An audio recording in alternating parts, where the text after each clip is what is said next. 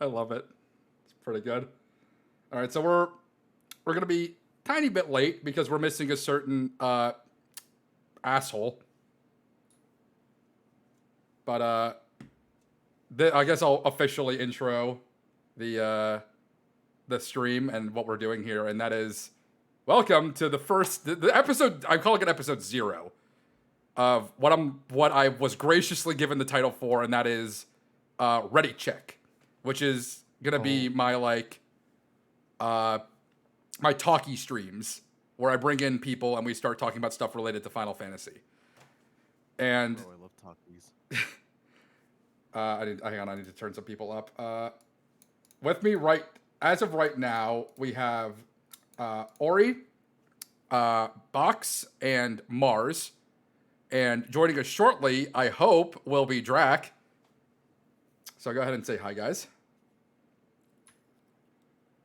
Hello. Hello. There's an awkward silence for as long as possible.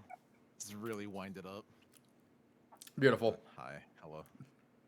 So, for those unaware, last year, or not last year, 2 years ago, I kind of did like this stream where I brought in people to kind of talk about our thoughts and opinions about the expansion as we're going into the new expansion. We did our thoughts on Stormblood as we entered into Shadowbringers, and now we're going to be doing Shadowbringers as we're going into Endwalker. And I kind of decided to make it a bit more formatted, where we have like specific topics. We've got questions that I pulled in from people, and we're basically going to be like going over everything in the expansion content wise, ranging from crafting to story to trials to raids to Bozja, just literally everything that came out of the expansion we're going to be trying to talk about. And I'm going to put out a blanket statement here, first and foremost, because I know we're going to get into some criticism territory. And that is that we're not, like, anything that we say that's negative, I'm just going to say outright before anyone jumps down, we're not saying it to be mean. We're saying it as criticism of the game and what we want to improve overall. In the same way that we're going to be talking about stuff we liked. So, please don't kill me. But, oh my god, where's Drak? Twitter will have your head if you mention any sort of opinion. How dare you? Yeah, no, true. Is it time? Is it time to finally free ourselves from Twitter? I'll delete my Twitter right here, right now. I will. Pay me $10,000 a month. I will shut up. I'm not using Twitter for a month. I decided a few days ago. It's amazing. It's just don't look at it ever. No, it's straight up like I know so many people that are like, I take time away from Twitter. I take time away. I think the voices are a tad quiet here. Let me turn them up. Guys, try talking again. Hello. Hey, how you doing? Yeah, hello. Does that sound better? If otherwise, I have to turn up Discord itself. But no, like I know so many people on Twitter that are like, it's like I took a week off of Twitter, and I took a week off of to just kind of like relax, and they're like, I came back just raring to go, and I also discovered muting and blocking are fantastic tools. Yes, they are. Yeah. It's really great to just not be concerned with whatever the community decided to get mad about, like for like these 24 hours. Yeah. Like, it always changes, No. but then you just don't have to pay attention. I think by the time you come back, no one cares anymore. Yeah, no, I think like someone actually like tried to start shit with me over that, and that was pretty funny. Oh god. I didn't want to mention this, but like sleeping on it, I just think it's funny, where some rando like John Smith numbers and letters Twitter account. Like, I'm not kidding. It had 3 tweets. 2 of them were to me saying I was a bad person, and they tried to like accuse me of some kind of crime. And it was literally an account made after I talked to the guy who was the main character of Twitter yesterday, of 14 Twitter, and we had a totally civil conversation. I was just like, I understand where you're coming from, but I feel like this, and that, and they're like, oh well, this, and this, and I'm like, oh, okay, understandable. I'm glad we had this talk. And I Just wish like that's how Jason Smith discourse would on Twitter would work most of the time, you know? I Where, think his na- go ahead. Oh, Oh, hey, Drak. time. We finally got Drak. We're here. We're finally starting. We don't have to talk about Twitter anymore. Oh God, that we no. can be done with 14 Twitter. Yeah. Could be coincidence. I will tell you straight up, it wasn't coincidence because they responded to my tweet of talking to this person. So I don't know. It's just people are funny, man. But It was literally, yeah, I think it was an account that just said Jay Smith, and it just said it's just some random dude. that it said, was literally "Hey, by like the way, someone was like, "What is the fuck most this guy, basic name I could come up with?" And it was John Smith. Mr. Smith. Yeah, I think they either deleted the account or Twitter like stopped them because they like I guess because it was a throwaway. So I guess they didn't like put in the effort to make a real account. I don't know. Anyway, let's start for real now. We got Drak here finally. I don't know why I gestured to my right as if you're there. All right. Now that there. everybody's here, I'm gonna start hopping around on 14 like a real raider. True Raider. But so here I'll just to be safe, I'm just gonna turn up my Discord output for the rest of the stream, just to be safe. But yeah, let's go ahead and start. I guess like let's break down like what are your guys' overall opinions of the expansion as a whole? Like now that we're finally like at the end of the rope of all of the content that we're gonna get.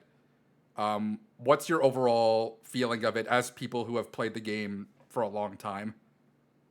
If I could summarize it really simply, good story, lackluster actual content, All right. and genuinely disappointing in some factors, but also like there was enough interesting stuff here or there to entertain the need for content, but also there were a lot of weird steps that got taken, and also you don't know how much of that was obviously because of the worldwide pandemic, but also it just kind of Yeah. stuff just felt like it was missing a lot of things. I do have some thoughts about that as a whole, but I'll let you guys finish up your stuff. Let's go with Mars next. Oh, like Hobo, the story was really fun, and I really liked it. Got very invested. Content-wise, I do agree with him. There was some stuff that was bad, but there was also some stuff that was really good. And again, with the pandemic, it's hard to say why certain things were the way they were. I kind of look at the weapons and kind of Bajra. But overall, I did like this expansion. And I mean,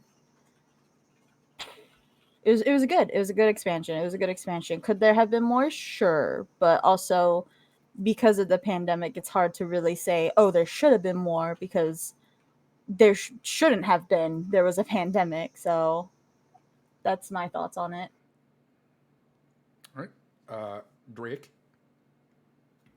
I'm pretty easy to please. I definitely would have liked some stuff to come out a little faster, like Bosnia and all that, and being unlocked in certain content, like having to wait on that or having to wait on tomes for so long. Maybe that's just because we're clearing faster and it's getting a lot more tedious. Just go in once a week for like instead of being able to focus on other types of stuff. Like so instead of being able to just okay, we cleared this tier. Now let's go in and get our weapons real quick, and then let's go on to like something like T. So it You're finally learning the strife of being a good raider, Drak. I'm so proud I of you. know Reddit is finally like it makes sense. Everybody who's complaining that's too good now. We are too good. We're clearing too fast. No, but yeah, I'd say that's a frustration. But at the same time, it gave me a lot of time to catch up on content on my channel, so that did help. Yeah, again, I really loved the story. I wish it came out faster. I understand why sometimes it wasn't, but I'm also worried that they listen to the wrong voices when they determine like what content to really focus on, because there are a lot of really loud, really negative people that only care about getting what they want rather than the health of the game and making the game better. That is a whole topic of conversation, my guy. Yeah, That is a huge topic. So that's, I guess we're the minority for like in terms of rating people who take that content on, which I think should be addressed, but that's, like you said, another thing to discuss. I'm happy with Shadowbringers though, by far probably the best, and that was hard to do after Heaven's Word. Yeah, right. Ori, what you got for us? Yeah, I agree with like most of the things said. I think overall for me, this expansion wasn't like particularly better or worse than the other than Stormblood. I don't like I started playing at the tail end of Heaven's Word, so like I can't judge the expansions as a whole except for Stormblood and Shadowbringers only. And like when I compare it to Stormblood, I'm kind of like, you know, some things were better, some things were worse. It wasn't like drastically different in any way, I feel. And then like I once said with the pandemic, it's just like I think I like mostly think about Bosnia as like the thing that I'm like, this could have been a lot better. Oh, and Unreal, but I don't really know what their goal with Unreal was. So, but like I look at Bosnia, I'm like this could be a lot better, but it also probably was heavily affected by the pandemic. So, I don't really think too hard about it. But otherwise, content wise, I think it was uh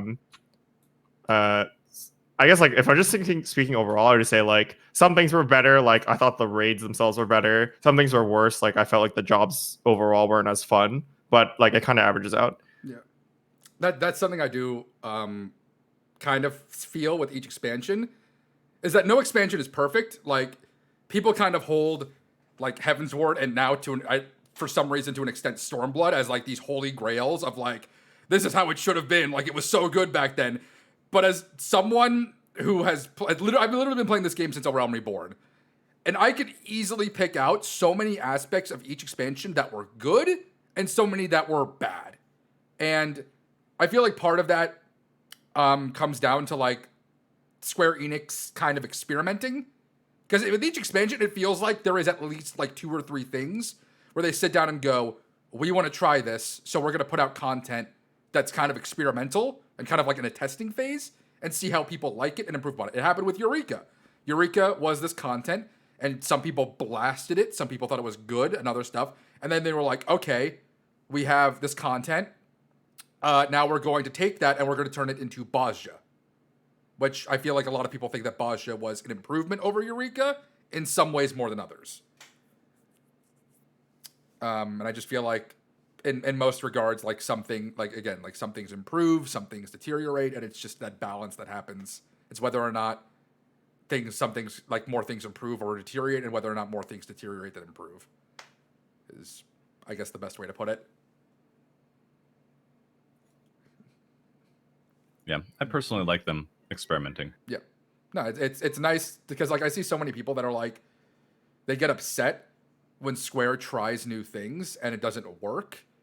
But at the same time, it's like I can dislike content that comes out. I can dislike that like something that they put out, but still have that appreciation of like, okay, they tried something, as opposed to them just keeping the same shit for years and years and years and years. I know some people are getting old of the endgame content right now. They're getting old of just the do your expert 5 times a week and be done.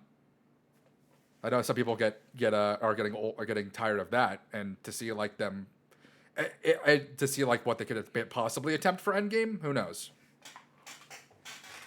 Yeah, I typically hear about the gearing structure specifically. Like they're like, wish this game had like horizontal gear progression is a very common request that I hear. Yeah, it's like I'm seeing someone specifically point this out in chat. At least they're not like, I don't like ripping on WoW, and I don't like, being like that 14 fanboy, because I played WoW and I enjoyed certain aspects of World of Warcraft, but there are definitely things that Blizzard does in World of Warcraft that I'm just like, that was a little ambitious and it didn't really go as planned. Whereas I guess Square, because of 1.0, is a bit more restrained in how they want to do things, and they don't want to go overboard, so they tend to, be a bit piecemeal with their stuff. It seems like that becomes a common thing, because I've not, just preface, I've played the longest amount of time I've played since Creator and Heaven's Word, and even then I wasn't exactly rating. But it feels like as there become loud and obvious problems that people talk about, well, however many people speak about the loud problems that get talked about specifically tend to scare them away from ever treading back on something. It seems like there's just a distinct push away from something if someone is, or say a group is, to be upset with whether it's difficulty or mechanics to even like kits and jobs and things like that. Like, Yeah. it's just an immediate shift that doesn't ever go back, even if it's something that is regarded highly now. It's always that grass is greener on the other side mentality. I feel like because I'm gonna Yeah, make a probably. lot of people mad with this comparison, but I'm gonna speak about Astro for a quick second, and I'll get into this later as we no. go into No. as we go into like a job design discussion, Goodness. where Oh, no. I see so many people that are like they compare Heavensward and Stormblood Astro to current Astro, and I see a lot of people go, the new Astro is garbage. I much prefer the old Astro because of all of these different things about it. Like there was more RNG to it. There was more like decision making to it. And I'm just sitting here like, okay, that's all well and good on paper, but when you do 3 sleeve draws and it's all enhanced spires in a row, you're gonna learn to hate it. and I'm like, I understand why people don't like the current card system because it's a lot more simplified in comparison to the old one. I feel like to just go, hey, this new one is bad, therefore we should go back to the old is not the way to go. It should be the way they tried it is bad, try something else. Man, if we're gonna talk about Astro, do you want to talk about No, shut up. We're not getting to that yet. Do you want to talk about divination or? Oh man. We'll talk about it. We have a section dedicated to job design. Please, I'm asking you to hang on to your rage for 2 seconds. Got some Astro mains in this group. Let's go. I was an Astro main in my verse group for my alt group. Steve draw. We will talk about this later. Okay, let's start getting into the focus topics. All right. So I want to start on a positive note. I want to start on a very widely liked note, and that is story, specifically the main story, and about how it is quite possibly one of the strongest point of the expansion, in my opinion. I think it's honestly, for me right now, it is the point for the expansion. It's been the most memorable thing outside of literally T. That's just because of it's like what I've spent so much time doing. So We got I personally really enjoyed the story, mainly because it felt like a nice return to form. I will turn Box up. I don't know why he's still quiet, but I will turn him up. I'm sorry. But I definitely think the story was like the strongest point of the expansion. Like we went like out the gate. Like the reason that this expansion was so widely considered to be amazing at the start was because every expansion starts with the big swig of story. So when the story's really strong, people come into the expansion like, holy shit, this is great.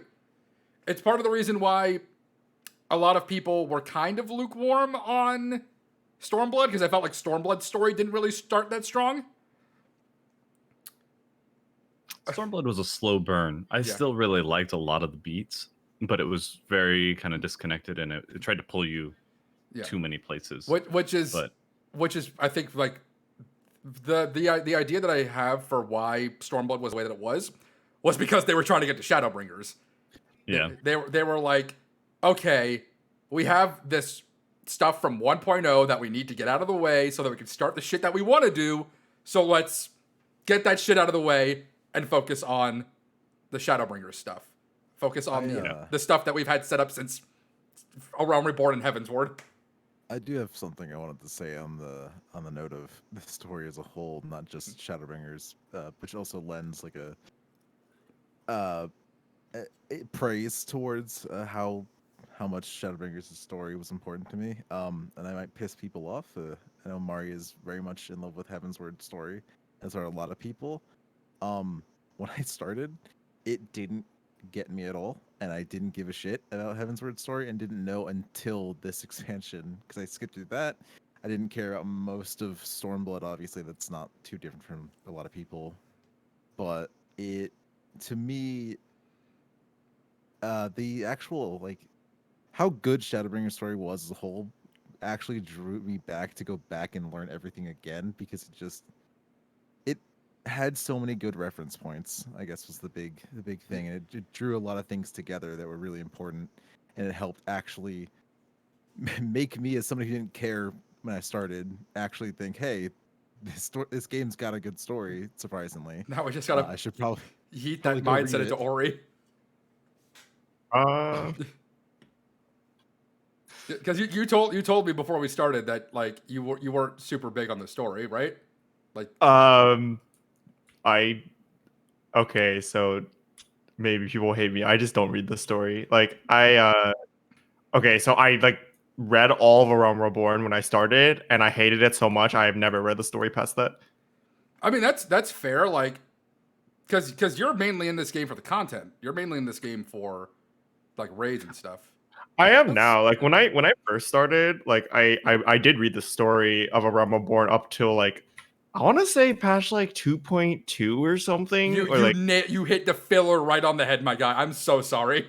There and it I was is. like, wow, this sucks, and I stopped reading it, and like I wasn't like playing Final Fantasy 14 to rate at that point, but then I just ended up skipping everything just to get to the end because I wanted to do whatever my friends were doing, and then I ended up just rating a lot, and I'm very much a type of person that's like I have to read everything from the beginning, like in the proper order. So like I have to get through ARR if I want to do Heavensward. So Well, like you just got not happening. you got the new Game Plus system now. There you go. Yeah, I actually started over again recently, and I'm like at Garuda, but man, it's rough. It's still tough. It's Yeah. it's very much like A Realm Reborn for the most part. Like that was when they didn't even know if the game was going to continue. Like, and you could tell based on how much filler there is from 2.1 to 2.3. Like there is very much like no super cohesive story going on between the. It's literally filler arcs, and I don't blame people for being like, this is not great for me. And I literally I threw you under the bus there. I'm sorry, but the only reason I wanted to point that out is that like I want to make clear that I don't think that anyone's really like in the wrong for just being like, I just want to raid. I just want to do content. I just want to blaze through the story and get to the end game content and play with my friends. That's fucking cool. Oh, man. You do you. I was almost that way too. Yeah. It was just this expansion maybe I actually care a little more. See, I'm the exact opposite. The reason that I spent the time playing 14 at first, I didn't really have that many people I played with at the start. And I actually enjoyed the story. Like in A Realm Reborn, I enjoyed playing the story. But I was also in the benefit of playing it as it came out. So I was like, I literally got to max level, and I want to say 2.2, 2.3. So I was able to keep it on content. But when you're like, again, when you start in Heavensward or you start in Stormblood, going through all of that content is rough. And that's why they may introduce the crunch of the content. And all of that. God bless that. But God bless the crunch. we got for the story I feel like for the story of Shadowbringers, it's legitimately what Square Enix has wanted to do since A Realm Reborn. I feel like they introduced a lot of concepts in A Realm Reborn and then like pieced them into other expansions, and then finally we're like, okay, we can make this the focus again. We are also absolutely saying this again come the end of next expansion. I mean, yeah, because like the 6.0 is going to be the end of the story they've been telling since A Realm Reborn. Of like the small little bits and pieces that have been present in every single expansion. They weren't the focus like Shadowbringers was, but now we're finally getting to the point where it's like, this is the focus, this is the story they want to tell, and then 6.0 is going to end, and I'm going to be in a pit of despair. If I may, I think out of everyone here, I'm like the quote unquote baby because I came into this game at the tail end of Stormblood. I was very much playing catch up because what I did was my brother introduced me to the game, so I skipped ARR because he was like, "You're not gonna like it. I promise you, you're not gonna like it. So just go to Heavensward and play the story and like read a page, a wiki or something." So the entire time of 4.5, I was playing catch up and trying to get to where everyone else was because I wanted to play the current content. And for me, Shadowbringers, this is like the first expansion and the only expansion that I experienced per, every expansion. It wasn't all in one go. So for me personally, and like I feel like I can kind of speak for many people who are the same as me, who came at the tail end of everything, it was very much exciting to kind of sit there and be like, oh my gosh, what's gonna come next patch? What's coming next? Oh my goodness, like this was so amazing, this was so cool. Because for me and many others, like this was our first time experiencing all that, and the story really, I saw the story as drawing us in very, very well, and like making us really, really think back on like what we've experienced in one go, and sitting here wondering like, oh, what are they gonna do? It's so cool. Oh my gosh. Like I appreciated that, and how it felt like catching up was worth it. Like getting to this point was worth it to experience each patch as I go along instead of all in one go, like Stormblood for me. I draw the comparison of people who joined in late. If you join in like a Stormblood or something, and you're having to go through all of A Realm Reborn, all of Heaven's Ward, all of Stormblood, it's like sitting through the entirety of the Lord of the Rings in one go, in one sitting, instead of watching it like movie by movie, where it's like, I feel like it's like you're just sit down and you're just like, I have been here for 12 hours and I would just like a break, please. I feel like you're introducing a show that you really love to a friend, but like there's those first few episodes that are just really tough, and you're just like, just hang in there. It's gonna get good. It's gonna get good. Just wait. And that's definitely wrong. You say that and my blood immediately starts to boil, because that has been like so many shows for me. Yeah, I think the sad part is just that A Realm Reborn is like so long. Yeah. It's just so many hours versus like 3 episodes, 4 episodes, that type of thing. Yeah. It's not 1-to-1, but it unfortunately suffers the aspect of it being the first bit where you have 50 fucking levels to go through, and it's a lot for a lot of people. And I've had people like Joe Cat's a good example. Like I remember I was in Larry's stream at one point, and Joe Cat came in, and he's like, in your opinion, like he was talking to Larry, he's like, in your opinion, do you think it's acceptable for me to buy a level skip, buy a story skip, to be able to get to the content with my friends, because I just want to be able to play with my friend? And it's like, I do not blame you for not wanting to trudge through 80 levels of story just to go play with your friends. It's a lot to go through, and I don't blame people for not like when they're first getting into a game to take that initial step, because you don't know about like if you're gonna like it or not, and you're just you're like, oh man, that's definitely 30 hours of content that I might or might not like. I would especially go ahead. Sorry. I was just gonna say I'd recommend for people to buy the level skip and then do New Game Plus. I would say, yeah, exactly what I was going to talk on. It's like especially more accessible now that there is a New Game Plus feature. So it's like if you skip by it, you'll play with people. That's fine, because there's always a chance. Plus, there's YouTube and other things and streams of people who do it all the time. Camo, options. I'm sorry, but Camo just put it in like the best comparison I've seen so far, and that is that A Realm Reborn is like the first season of Parks and Rec, where it's like you have to watch it to appreciate it, and then afterwards it gets great. Yeah, exactly. Yeah. TV shows and movies, man. You gotta, come on. Yippee-ki-yay, hobo. What's that from? I I told Christmas movie. don't remember. Die Hard, man. Oh, thanks. So mad at you. All right. I'm gonna piss everybody off now if you ever mention anything about a movie. So I will say, like, to wrap up the conversation about story, about Shadowbringers as a whole, I actually have one question for you guys. Grahatia, were you okay with his whole thing? Were you, because like I saw a lot of, like, I called how they were going to handle this, by the way, but I saw a lot of people like upset about how they handled the end of his story in Shadowbringers. It was not my favorite ending. I'm happy he's here because he does add like an extra party member to the science as a whole. I will also put a very important note. I like Graha in the story. I don't like some of the things that happen with like how the community has taken him a little bit. Fandom characters can get a little out of hand. Yeah, it got kind of. Yeah, I think he's great. It felt very baity, very much like a bait I- when he, I you know. the way end. that I felt like, for all intents and purposes, it was just a grander version of that one scene where Y'shtola falls into the pit in the Raktika Oh forest. God, yeah. It felt like just a longer, more drawn out version of that, if I'm being completely fucking honest. Because we knew he wasn't gonna die. Like every conversation we had up until that point, we knew he wasn't actually gonna die. They kept saying. Yeah, It so was it like, was it felt like, I don't know, it felt like just a wasted moment where we have like this big culmination, and it's sad for the people on the first who loved and respected him, but as from our perspective, it felt like nothing, honestly. Like I felt sympathy for Lena and everyone on the first who genuinely loved and appreciated all of the help that he gave. But in the long run, we're just like, yeah, no, we're just bringing him back in a backpack. We're fine.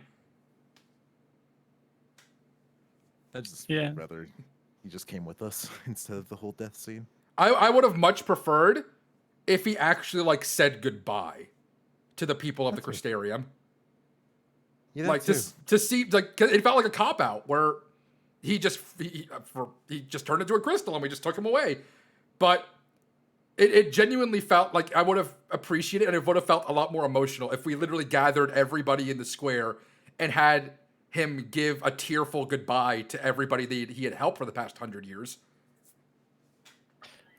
I don't know, maybe it's because I'm a parent and I'm more sentimental, but just the fact that he's up there watching over everybody and that he left his granddaughter behind like that I still feel something for that. I do appreciate that. I do appreciate that scene. What's weird for me is how where he's with us now, he's still so boyish, where I still expected him to kind of have that edge of wisdom in Yeah, him. I feel like He's just very like there's kind of a reset I on him yeah. personality wise. I know that it's obviously not the case because like they wrote all that stuff so far in advance. But it definitely like goes into that whole thing of like Graha is a much smarter and like more scheming type of person that he was presented to us. And he was definitely like a bit more like fiery when we got him on the source in the 2.0 story.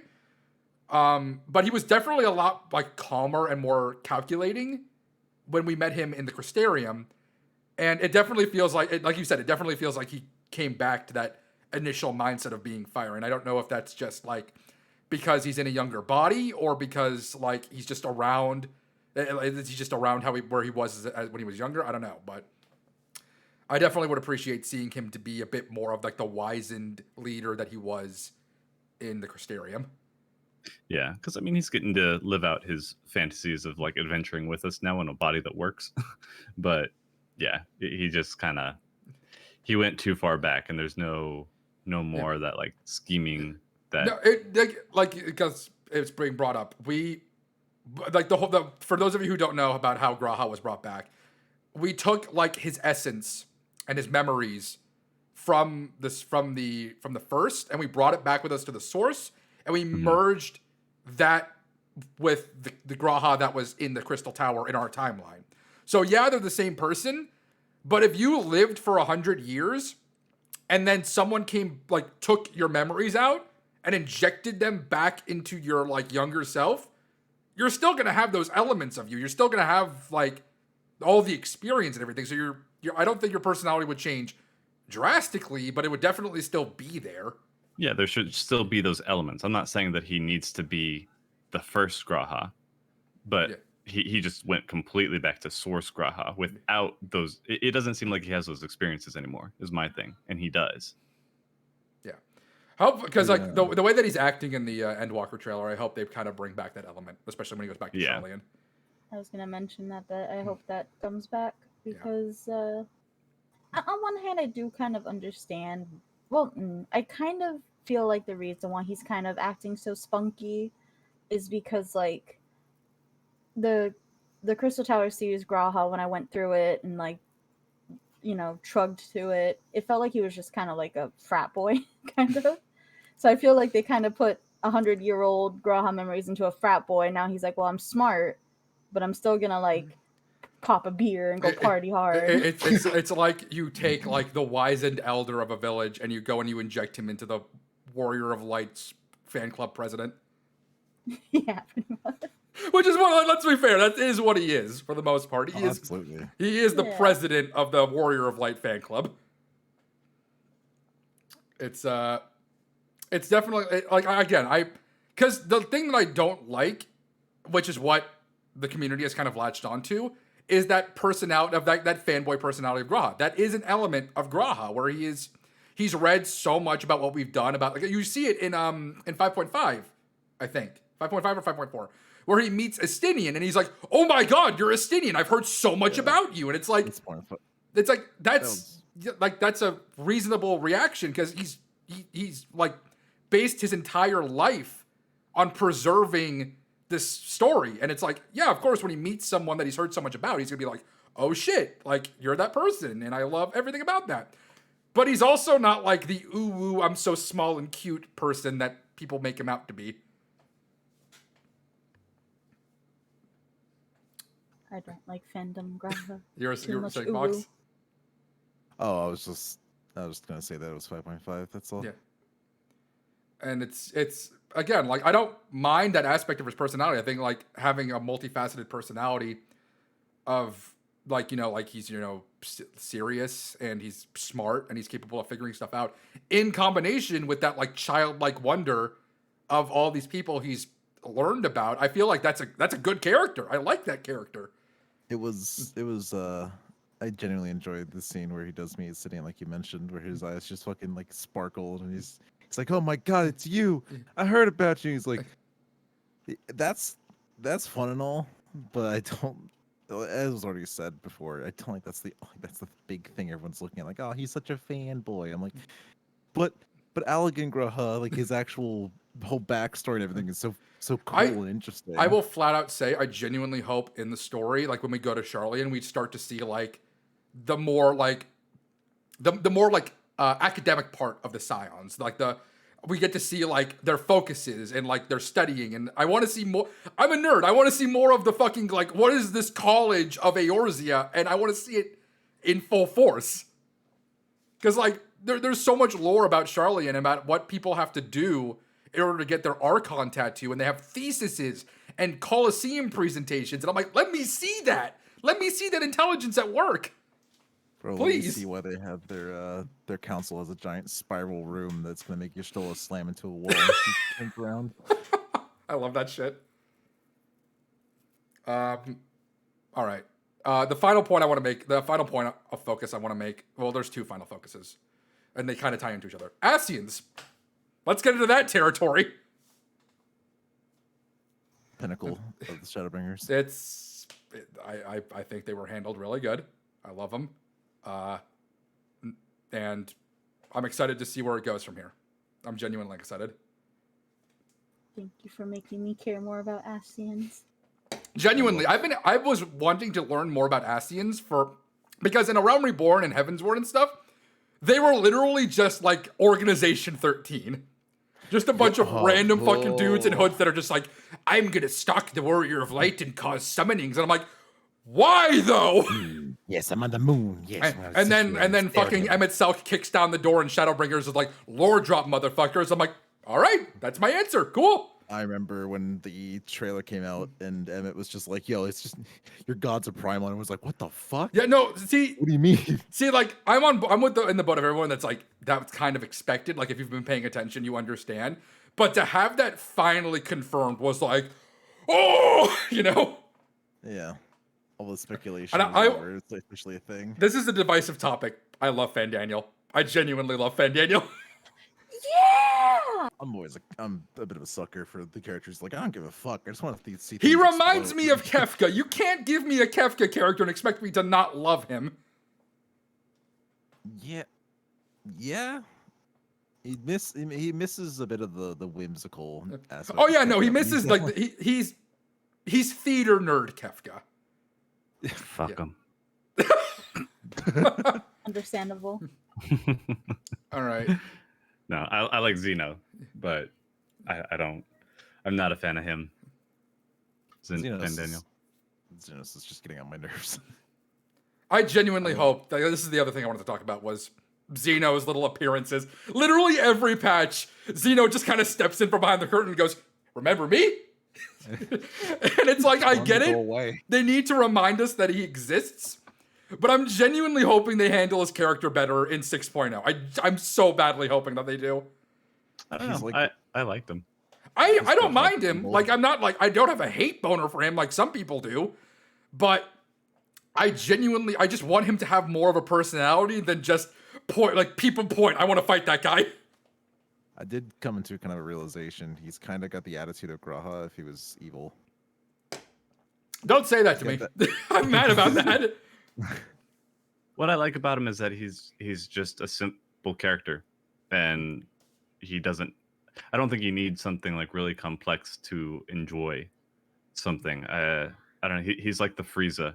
Just he's turned from just wanting complete destruction to having a very focused. This is my goal now, and I'm going to do anything. If we're And going, he's kind of who you're measuring up against as a Warrior of Light. if we're going to the Frieza, Frieza at least has like more of a personality, you know? Like That took time though. That's what I'm getting at. That's exactly what I'm getting at, though. Is I don't mind that his whole thing is he wants to fight us. I think having a character that's whole thing is like we just want to fucking deck you and have a grand scale battle. I think that's fine, but I want him to have like a bit more going on than just I want to kill things. I do have a question though. Yeah. Sorry. Just to quickly add into that because I'm really curious about, especially from Drax's point of view. If Xenos's whole idea of really just wanting to fight the Warrior of Light, and I know this is a change, obviously, but he started as just, just fighting. He just wants to fight, right? How is that too distinct from Fandaniel's fantasy of just destroying everything and restarting? Right. What is bad about him? Fandaniel's just one. He's got Asahi's face, so that automatically puts me in a bad. I will stance with fucking him. back you up on that until the end of time. And like I don't hate Fandaniel necessarily as much. Like I don't think he's a bad character. He's grating. That personality trait is grating. So he's just very over the top and he still seems very Asahi, where so kind of going to like for Sam for the whole Kefka thing. I haven't played his game, but like I'm playing Opera Omnia and they have a lot of his personality in there. And Kefka seems like it doesn't really matter that you thwart him. He's just enjoying fucking with you. Whereas Fandaniel seems like more of a brat, where he's just like, I can do whatever I want now because I'm not having people tell me what to do and stop getting in my way. And just he doesn't have just the joy, that chaoticness. He just kind of seems to want his way, whereas Xenos to me is he's just focused on this thing and it really doesn't matter what gets in his way. He's He's a force of do it. nature. That's Yeah. And that's like the cumulative description I've had of Xenos from everybody in the community is that he is a force of nature. And like I said, I'm perfectly cool with that because like Drax said, not every character needs to have complicated motives. If Xenos just wants to fight, he can just want to fight. I just want him to be a little bit more than that. Yeah, I would like to see more into like what made him who he is. That's and kind of get that context to it. That's the thing. They actually had something, and I'm pissed about this. Apparently, there was something in like a story outside the game that kind of like detailed his backstory a little bit, and that right there, that's the reason I don't like World of Warcraft story, is because I don't like the idea of having to go outside of the game and find writing to be like, oh, that's the way he is, or that's what happened. Yeah, I'm not 100% against it. I understand where you're coming from. I do like their supplementary stuff because the whole Azim and Grapes story was definitely really fun to read through. Would have been fun to like be able to see it in the game, but yeah, looking at you, 15. Is that the same kind of story though? Like It's like in those stories. I feel like it's different because like those stories are more like, again, you said supplemental, where you get like, we didn't like, I can read the story about Azem and the Grapes and be like, that's a neat story. I don't need to read that to understand why Emmett Selk is the way he is. I don't need that Yeah. story. Like, I feel like everything that is necessary to detailing why a person does what they do should be included in, like anything that you would let, it feels like it's necessary to know should be in the material itself. And things that are just like neat to know or like a nice side story, that can be on the outside. Yeah. But for me, Xenos, I think, is also kind of the power fantasy gamer in me, where you just get like these super OP stuff and you want the most OP stuff and just steamroll things. And it might not be the most engaging gameplay, but you just like having those abilities and being able to kind of run over things. And Let's be real though, Drake. You just want to cross sides with him. Let's be real. Yes. On a note that Hobo kind of brought up about how like those two are different, they're also really good foils for one another, and I appreciate that. I'm very excited to see where their story goes, especially because I remember in the trailer there's like a split frame where Fandaniel looks like, if I may kind of discuss it, where he looks a little bit annoyed with Xenos. Mhm. Yes, I was going to bring that up And- actually. Yeah, and like them being good foils to one another also makes me wonder what that like grimacing face was, like why he looked like that, because I just want to know, like, because they're so similar, but maybe there's more going on that we don't know, right? Yeah, like, I'm very because like it definitely seems like you get the idea that Xenos and Fandaniel, their partnership is entirely based off of convenience as opposed to shared interest. Fandaniel Yeah. wants to blow up the world. Xenos wants to fight us. Xenos knows if I have someone here who wants to blow up the world, the Warrior of Light's gonna have to come to me and fight me. And he also has the secrets of Zodiark and all that stuff. Yeah. And that's kind of what he wants to do, is unlock those so that he can become the conduit. And he wants to make us a conduit and just have this huge power struggle. Finally, a worthy opponent. Yeah. Our battle will be Yeah. legendary. So, I already I have like- an idea in my head that the end of the expansion is either, or not the end of the expansion, the end of the 6.0 story is either going to be Xenos takes in Zodiark and we take in Hydaelyn and we fight, or we're going to join forces and kill both Hydaelyn and Zodiark. That's my prediction. I want to fight Mom really bad. This is my theory, reading like none of the story, but kind of knowing what happens in Shadowbringers. My theory is that the level 90 primal is a merging of Zodiark and Hydaelyn. That'd be fucking Like the awesome. final story primal. Yeah. Fucking love that. Pilot. I was- That's why we got this. We're gonna pilot Hydaelyn like a Gundam. That's why we got the Sapphire weapon. Oh, Oh my please. god. That's why they designed that entire engine and everything, the whole system. God, I'm so hyped. I genuinely That's cannot how wait. we go to the moon. The moon. So all that Ascian stuff on the moon. That's gonna be interesting. Dude. All right, so I feel like we've been on the story for a while, so let's go ahead and move Almost an on. hour. What? Oh, you know, just almost an hour. Almost an hour. Let's move on to the content that we've all done and we all enjoy and love. The raid Oh, content. Talk about our let's go down the list of we'll start with the, of course, Eden raids. And we'll talk about, let's start out with Gate.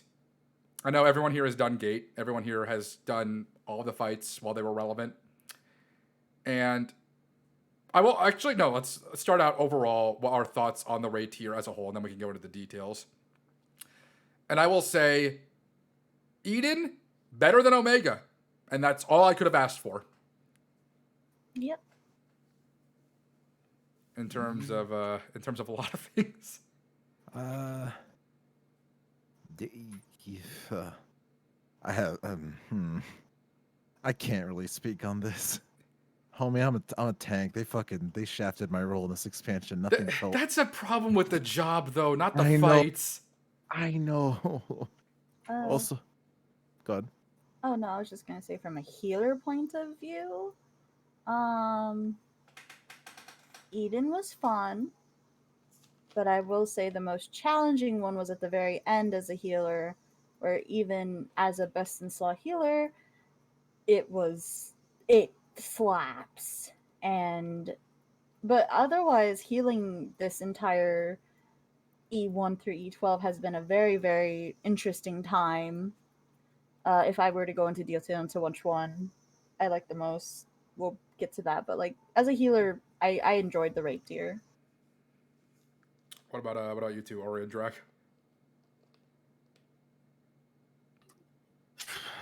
I loved all the designs. I think getting to see that was really cool. Leviathan, I think, is still my favorite fight.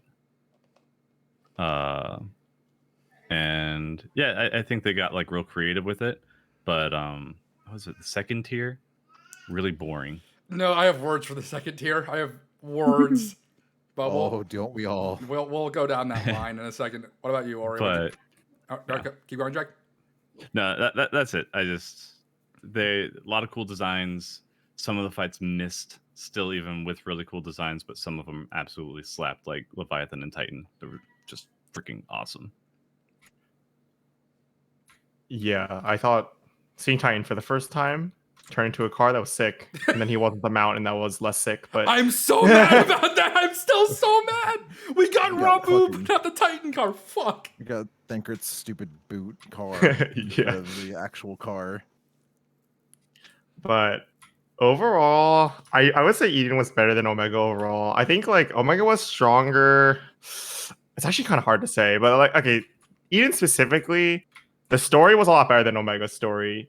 I really hated Omega's story, but Eden's was I thought it was okay. I'm not gonna say it was amazing, but I thought it was okay. We adopt two daughters and they fall in love. Yeah, I felt like there was just like weirdly lacking. Okay, so for example, like before E11, I forgot the guy's name already. Which one? The one who merges with Gaia in E12. What's his name? Fuck. I can't. Whatever. Yeah. He like shows Meatron, up yeah. and then he just like summons the E11 guy from Reen's memory, but it just felt like so fast and like unimpactful. It's just like, oh, here's a dude. Oh, you beat him. Oh, okay. And then it just kept going. And like stuff like that, I had problems with in the story. Yeah. Let's see. I don't know. It's funny that I don't know what you guys are saying about Eden's verse, but I think Shiva is like probably my favorite Savage fight they've ever made. So like, yeah, I won't say much for about E7 or E6, but I really, really like Shiva. It is a good thing you're taking a break from Twitter because you just fucking stated something that's gonna make people mad. People hate Shiva, but I love that fight. No, here's my whole thing about Shiva. I would have loved Shiva if I was in a hardcore group when I did it. That's also fair. Yeah, like overall, like I will say that like my big problems with verse isn't really like down to like the individual fights. I thought Ramu was a pretty cool fight, and I genuinely liked Shiva as a fight. My problem with it is that like the difficulty scaling was so out of whack. And I agree with that. It's terrible. There was an interview that I read, like they put out an interview with the designers of the fight, and it very clearly explains what happened. E7 was nerfed, right? Yeah, like way too much. E7, the portal mechanic was supposed to be way more complicated, but they decided against it, and they tuned down the mechanic, but forgot to up the HP, so it just turned into an easy fight. Oh god, right. The Enrage to E7 was really, really long. Yeah, they forgot to adjust the HP in accordance to them making a mechanic easier, so it just made the fight a lot easier. And E6, I will come out and say I think E6 was my least favorite fight of the tier of the expansion, actually. Yes. And that's mainly because like I don't know, it was like they literally said the designer straight up said that they included the insta kill mechanic in E6 with like if you don't have a partner you're dead. He included that specifically because every other fight had a mechanic like that.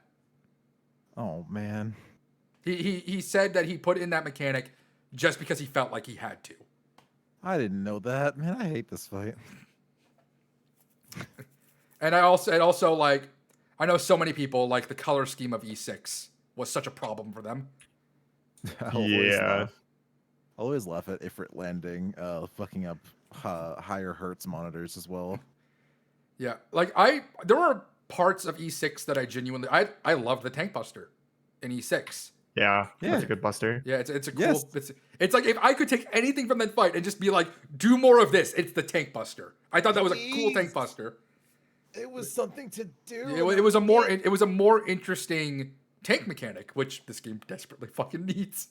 Please. I'm sorry. But overall, like I also just enjoy the aspect of like I want more bosses that have 2 enemies.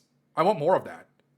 Like Yeah, it was for like what 1 minute, unfortunately. yeah, but like T, Brute Justice Cruise Chaser, probably one of my favorite phases in this game. Nods, Yeah, dude. nods. Yeah. I actually think that they try not to do that because it leads to balancing issues in Yeah. like Savage, whereas like in Ultimate, like it's kind of less of a problem. Yeah. So I actually think That they is terrible. purposely try not to do that. Unfortunately. God forbid they Shoot make up. Bard desirable. Well, I was trying to say, yeah, they add 2 things and you just watch Bard skyrocket. Yeah, All of a sudden it's a Bard, nightmare. Dragoon, Summoner, a Mhm. few. it's Monk as well. yeah, Yeah, Monk's pretty good. yeah, but I think like going down the list of I think the biggest problem that I had with this going back to Shiva, I think the one problem I had with the 2 problems I had with Shiva in general, I hated how hard it was to figure out what went wrong in light. Like if you don't have people admitting to their mistakes and being like, I fucked that up, or speaking up when they do something wrong, Light Rampant was a nightmare to figure out. Hell, it's a challenge to figure out if you even did something wrong. Like, Mhm. forget speaking up about it. Like being able to identify what went wrong. I had no idea what was I'm- happening during that. I thing. feel like it's easy to figure out what went wrong because you'll have your damage down debuff or you'll be dead as soon as the noise goes out as opposed to 5 seconds after. I feel like once you realize how to figure out if you did something wrong, that's when things get easy for you personally. But as someone who did this in PF and someone who did this in like other groups, when you don't have people speaking up and realizing their mistakes, it is a nightmare to get that mechanic down. I think Yeah. it also, in contrast to this tier, minus E9, it didn't help that Light Rampant also, and this is not the fight design necessarily that it was like explicitly to blame, but also the number of PF strats that cause, or PF or just strats in general that were so varying. It, Uh, if there's that- ever a time to plug NA, learn how to read fucking macros. I beg. Please God, learn macros just to help me, help everyone. It's they did one good thing with regarding the Light Rampant. They didn't put it at the end. Yeah, That's nice. thankfully. I'm looking at you, black That's- smokers. Yep. They put the other thing at the end, though. I feel like Isolate was a lot easier than Light Rampant. It's Isolate easy. originally had orbs in it. They said in an interview. Yep. Oh fuck. Yep. Oh shit. So it wasn't the Light Rampant. I'm sorry. I don't pay attention very much to the interviews because I don't. I hate to say this. I don't read much.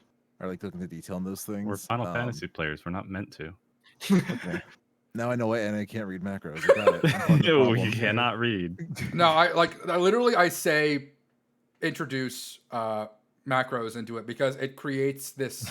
Like even if you don't know a strategy, if you can read a macro and someone's like, "Here's the macro, pick a position," it nullifies the problem of having multiple strategies because you just know what to do. I'm sorry, I gotta point this out, but Storm/Spoondini said NA trying to read macros is what happens when you put the bunga before the unga.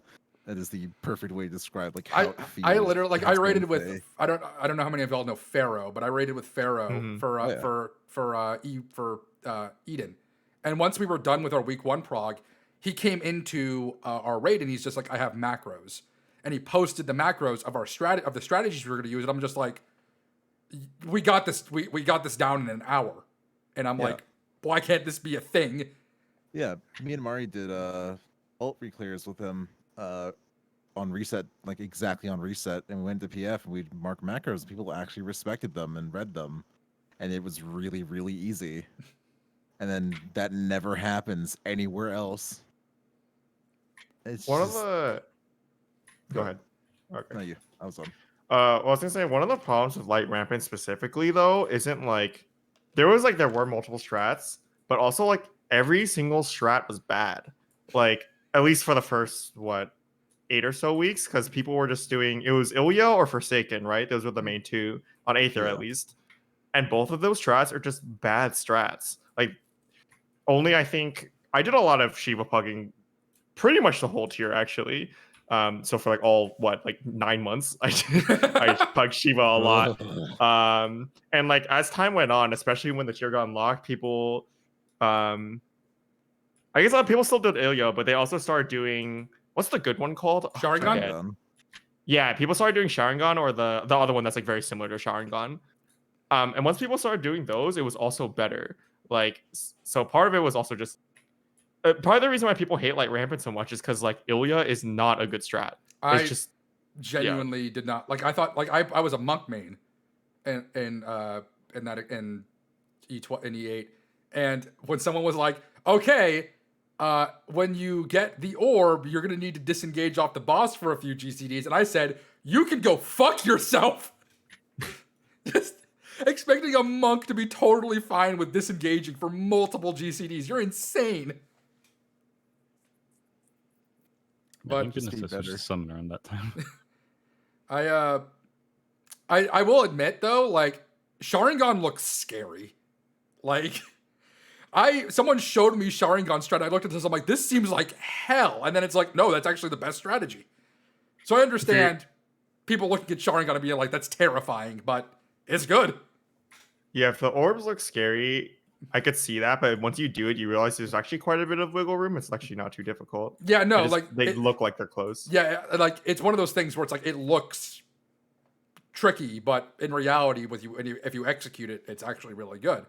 And I'm just saying that leans into why maybe we started seeing more Sharingan as the tier became unlocked, because people felt more confident trying in different strategies.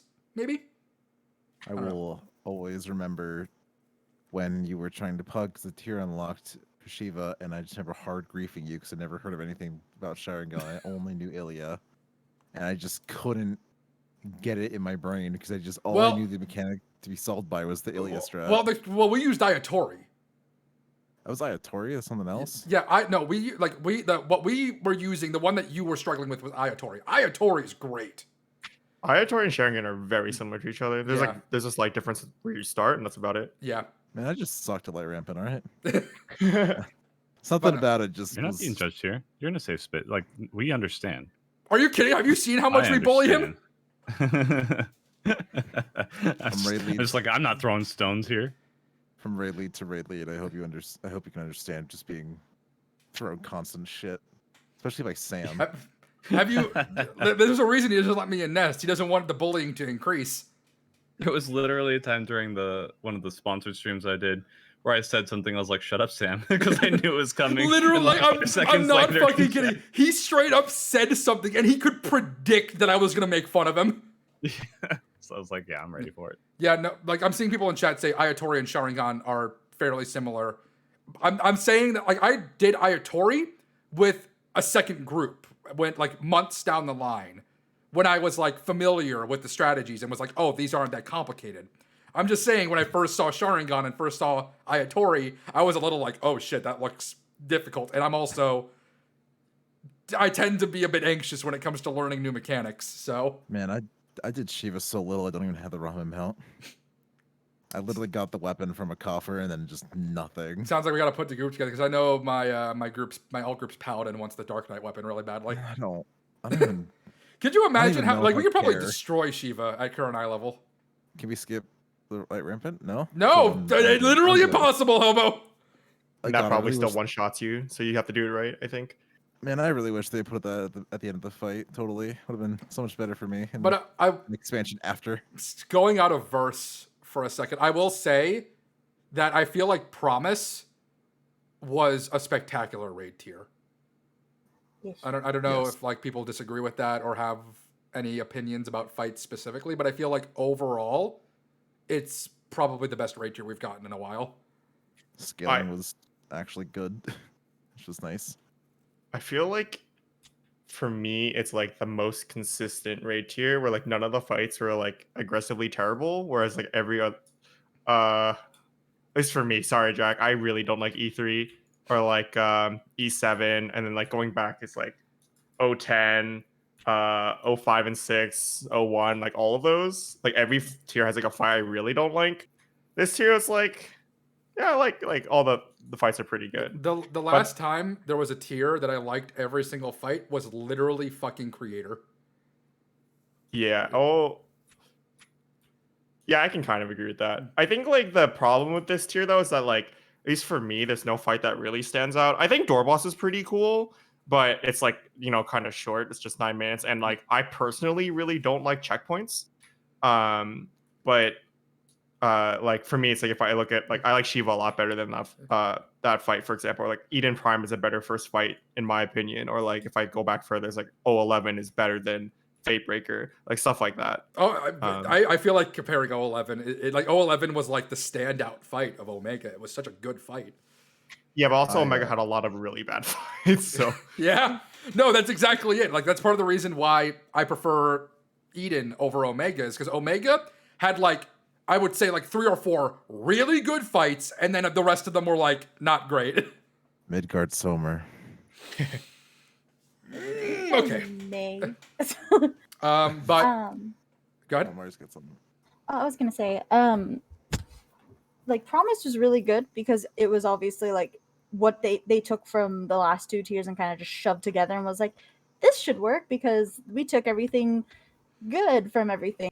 But I do wish, and this is like in general, Savage just didn't have cutscenes. Like, oh yeah. like for a big like offender to that would be like E1. If you keep it in the normal mode, it's fine. But please don't put it in the Savage because sitting there and watching him blow up the planet every week was something else. I think And then I'm sorry. I think there was a line that I said in our E1 clear back when we were in E1 where I was literally like, we were going through it and we were getting it done. We got to that cutscene. I was like, okay, guys, I'm gonna go do my laundry. I'll be right back. Yeah. Bro, I ran speedrun attempts on Gate, and I never want to do it again because I got so it made me incredibly pessimistic about the entire tier. But please don't put those minute-long cutscenes in when you're trying to figure out how to optimize something that's after that spot, and you just have to see that stupid fucking cutscene. It's really cool. I shouldn't swear that much and call it that much for like a bad thing. It's amazing and I love it. It's awesome. I just don't want to look at it all the time. The best example I could give of them doing that right was Seed of Sacrifice, actually. yes, Where Seed of Sacrifice in Yeah. the normal mode, they had that big cutscene of that big moment, and in EX you just don't have that. Innocence does that huh? too. Wait. Innocence has Oh that. my god. The normal mode has like you start with like the fat guy Yeah. and then he He all turns the into stuff. oh no, he's hot. yeah. But they But- just skip My all cat the approach. extreme. And it's like I understand the desire, like, because I think like a big factor of it is that desire to have something cinematic. But I will say, if you're gonna have something like I legitimately don't get why we went from Titan, where it was like a transformation that you're able to still move and keep your shit in, to Shiva, where you had a minute-long cutscene where if you're a black mage or a monk or a ninja, you're fucked. I was just about to say, Yeah. if they want to do it like Titan. And I like my own like the reason I complain about it is like that it's twofold. It's one, I just want to hit shit. I am a simple man. I just want to hit shit. And two, it's like I play jobs that genuinely require a bit of like active upkeep. So to then be forced to like gimp my opener, it sucks. So, Also, cutscenes Yeah. forcing when it was a thing, forcing monks to lose Grease Lightning, and dragoons to losing Okay. Dragon Sight. and I stuff like also that. got for Shiva. I'm gonna say this much: moderating a stream during week 1 Shiva Prog was the worst experience of my life. Oh, Yeah. yeah. Huh. Anyways, that's the end of that topic. Yeah, no, Moving on. Yeah. that was the only thing I Yeah. wanted to mention about that. But I feel like overall there was definitely like Ori said, there was more consistent this time around, with fights being more like less. There was less dip in the quality of fights, and it was just more like, yeah, these fights are cool. And I'm gonna get so much fucking flack from Drac for saying this. I genuinely enjoyed everything about E10. I thought E10 was a great fight. It's great. I like Dog. E10. Oh, it's Puppy. Oh, everything about 10 was good except for orbs. That's fair. Yeah, I as people talk about it more, I realize everyone fucking hates those orbs. I didn't mind them, but everyone fucking hates them. They're too finicky. Especially the one where you're all at the wall. That Yeah. one's just like That's a mess. that's the exclusive, because it's like they're all spread out randomly across the map. And literally, I was watching like reclare footage for a video, and it was like everybody is in their groups. Everybody did it right, but somebody was like a little bit too close, or this group was a little too far right, or a little too far left, and 2 groups just died because, oh, sorry, this orb's coming over and cleaving. Now one group gets 2 orbs, even though everybody else is in their spot relatively. It's a lot to process, a lot to move in, and then very finicky on like, am I closest? Let's see. I have a funny little story I just want to mention where we were doing like alt re-clears real quick, and Storm, my co-healer, he was on Black Mage, and he he did the, what's it called, the Ethereal manipulation. Yeah, he did that to someone, and Oh, he no. yoinked the tank orb and killed our group. And I was like, Ever see the movie Once and you just see the bullet curve? I have a video of that. It is a clip of him. He literally is like, oops, I'm in the wrong spot. And he's standing like behind me because I'm tanking at the time at the front. He zooms past me at the exact moment that orb snapshots, and he just swept it up. And in the middle of his manipulation, you just see it follow him as he's passing by me. And I will agree with the jankiness of those things, specifically for that moment. I would have. Yeah. I would not have minded it if it. Sorry, I would not have minded it if it was like you pick up a tether and go to your spot. That would have been fine. But Have you seen how tethers work sometimes, my man? It's gonna be worse. still a step up. I will At least say, you know. I saw an opinion in chat that I will agree with. It's definitely a mechanic that felt like it should have maybe belonged in like a third fight. Maybe. What now? Like, orbs, because of just the way about how active it is. For a second fight, it feels a little too active for a second fight. I like specifically the one because like I've had people in my alt group who are they're more casual raiders. They're like, it's a lot of information to process at once, where you need to like figure out where the orbs are, listen for where the wall is that you need to go to, and then figure out where you need to stand specifically in that wall. And in like the 5 seconds between figuring out where the wall is and getting to your spot, for some people it can be a lot. I can agree with that. Yeah, I guess so. Again, it's figuring out where you need to go is fine, but it's even if you're in the right spot, one person out of place, even the slightest bit, will bait another orb and kill a whole bunch of groups. I feel There's like a reason sex strat's best. Yeah, I feel like that's the factor though, where it's like if you're very quickly needing to figure out where you go and you have no time to adjust yourself. Yeah, it's just that even after beating 12, I hate that mechanic with a passion. What are you laughing about? I found the clip. No. His tiny ass little lava body just goes, and just see the orbs chase after him. And even though he passes over me. Going back to the door boss conversation, I love that door boss. I thought it was a great fight. I just don't want them to do door bosses anymore, man. I just hate it. Oh my god, I Me agree. too.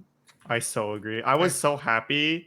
I hated Sword Blood raids, like the final fights, because of that. I was so happy when Titan and Shiva didn't have it, and then it came back, and I was just. I mean, they could Yeah. just do 5 fights at this point. You know, I Yes, feel like the only please reason do. they don't do 5 fights is because they don't want to fuck with the loot table. I feel like that's the only reason they don't do it. Genshin is a I good don't time know. to change that.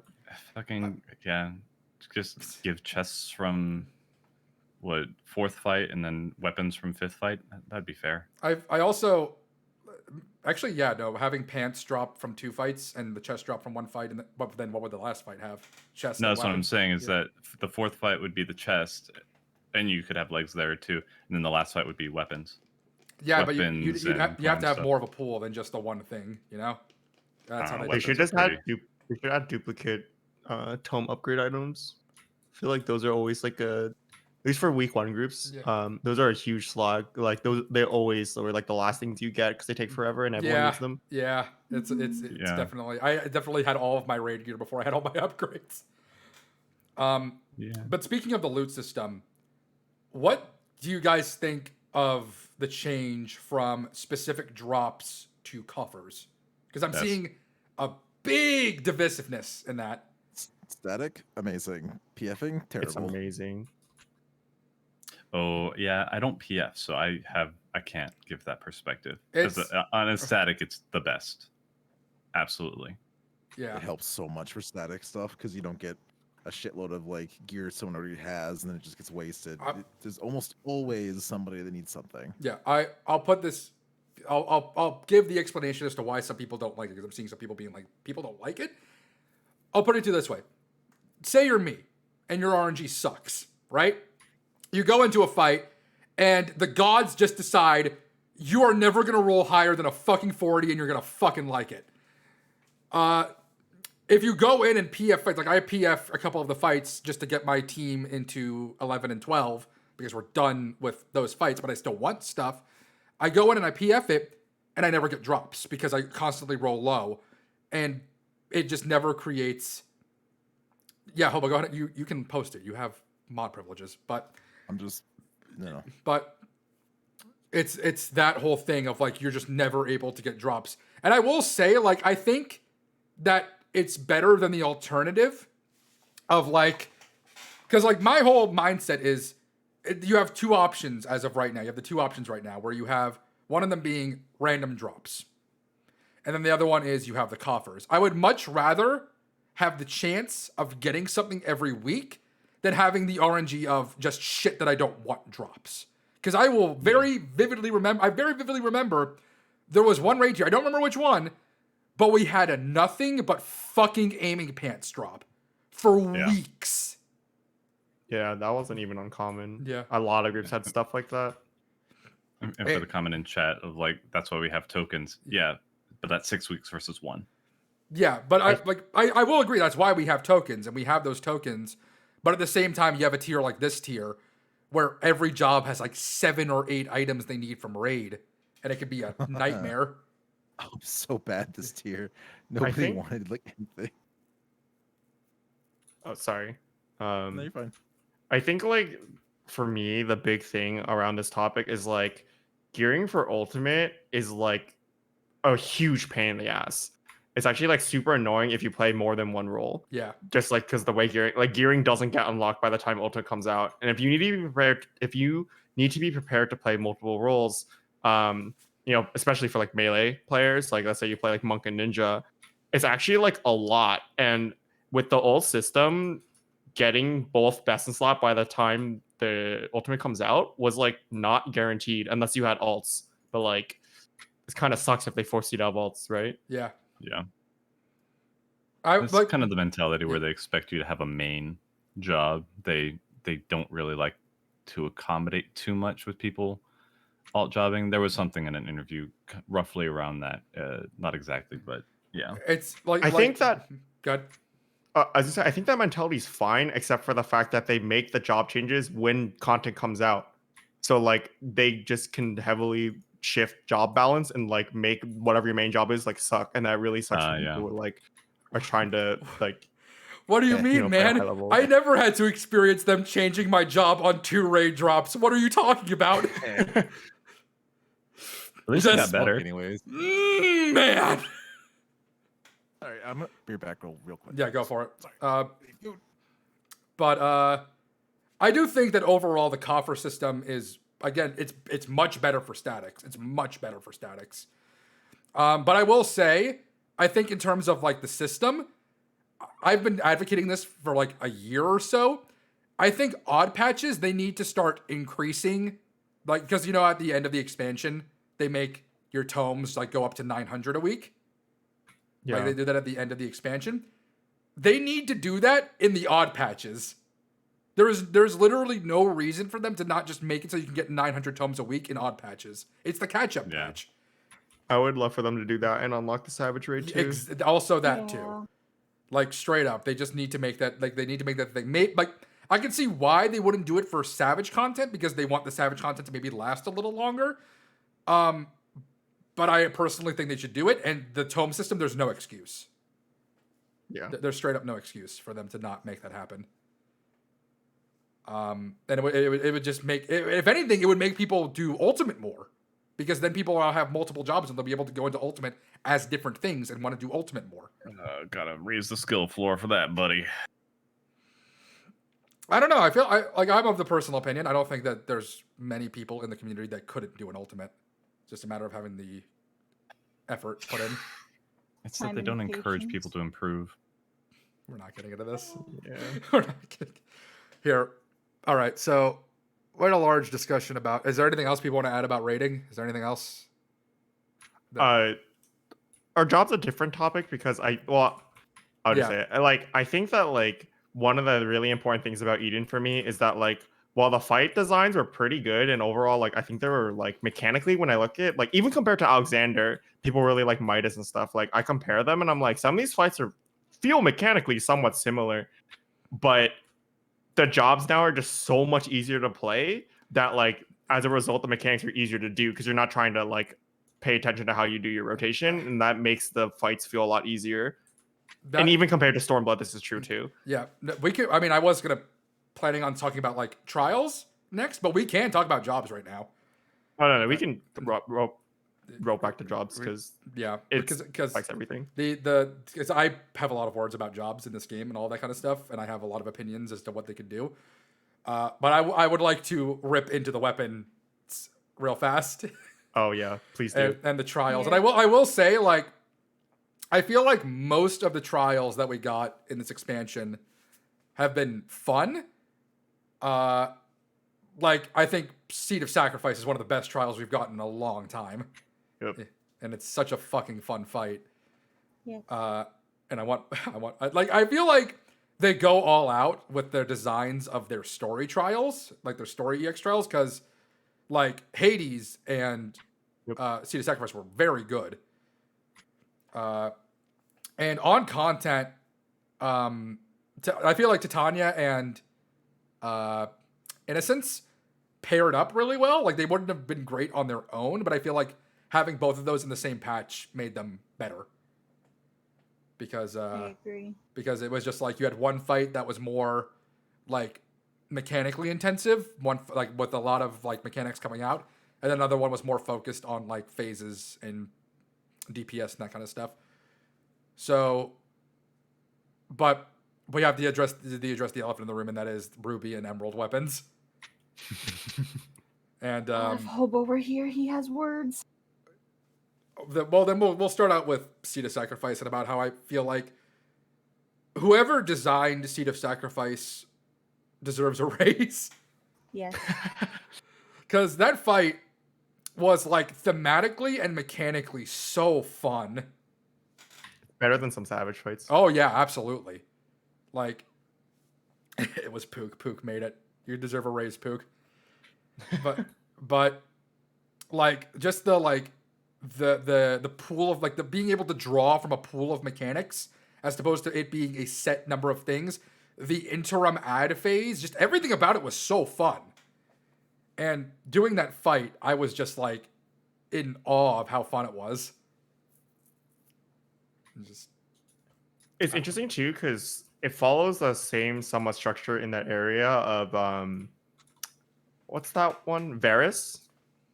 Memoria. Mm. Yeah, Memoria, where it's like there's a few phases you can get, but like it does them in a random order, and like you have to and then you have to pay attention to remember specific things, like what gunblade move he used, or what in out fire ice whatever that Warrior of Light does.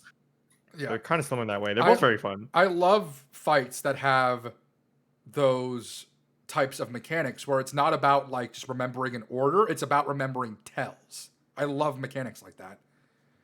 Where it's like, as opposed to being like, oh, it's X minutes into the fight, therefore we're getting this mechanic. It's we're X minutes into the fight.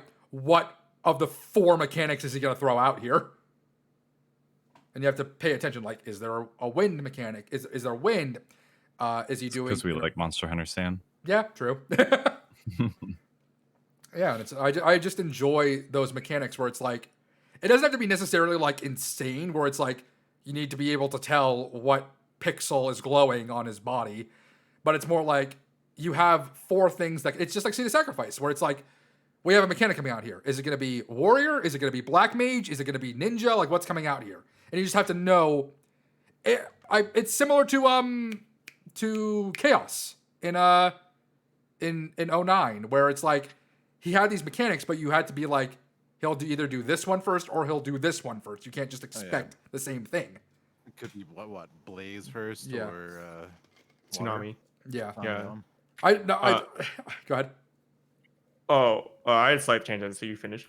But the whole thing that I just enjoy, I just enjoy mechanics that have you think on your feet. I don't like it when I can play a fight and just be like, I just know when things are going to come out and I just adjust accordingly. I love fights where you're like, you have to be like, what's possible. It's part of the reason why Brute Justice phase is one of my favorite phases, where you have to think on your feet. But yeah, think about, what was it, Optical Sight from A11 yeah, as well. Or that one dude, the goblin, I think was in. Is that A? No, not Radfinks. 8-7? The jails. That's A7. Oh, 7. Oh, I don't remember. It was the one hoppy dude. I think it was in Crater actually. No, that was A10. A10. Neighbor Strike Box. 10, Yeah. it's him. A10. I love that fucking fight. That's a good one. I think about Warrior of Light and Memoria, I think like those they have mechanics that like fall under the realm of like what some people call like attention checks, where like I think if you look at a fight like God, what's an example of this? Like I want to say like even like Gaia, for example, like you kind of don't really need to pay attention if you remember the order, right? You just kind of you check like, oh, what debuff do I have? Like where are the stoplights located? Stuff like that. Yeah. But it's very formulaic once you learn it. I think attention check, like people tend to use this for A6 with heights, but like I found that in Seed of Sacrifice, it was like, well, were you paying attention when he stored his sword? It was mostly for the sword, like for fire ice. It's like sorry, not to interrupt you, but it's just like the stores in E12. Yeah, Yeah. that as well. Yeah. It's like, were you paying attention when they did this thing? Like kind of making you not able to just completely zone out in muscle memory things. Yeah. And I appreciate stuff like that where you actually have to like think. And I understand it's not for everybody, and like some people struggle with that, but that's why you have a raid caller. For the most part. I'm Red Color. How about we need you on Dragoon again? Oh, fuck off. Give me that role, but don't make me call. But no, it's I genuinely enjoyed. I enjoy attention checks. I just want something in a fight that'll make it so that I can't just be like the entire time, you know? Just tapping my keys and just like spacing out. Because there are multiple points in Savage raids where like after we're re-clearing for the 11th fucking time, I'll just be like literally have Twitter on another monitor and just be reading Twitter as mechanics are going out. I just helped a friend farm Emerald, that mod from Emerald, and that is what I did. Like the whole time. Have we talked about weapons yet? No, I was waiting for you. Like I will say, like overall, I like the concept of weapons. why you made a trial have a door boss, I will never fucking understand. Why And you also had give to- one totem. Why you had to split a fight and also give the second half nothing makes no sense to me.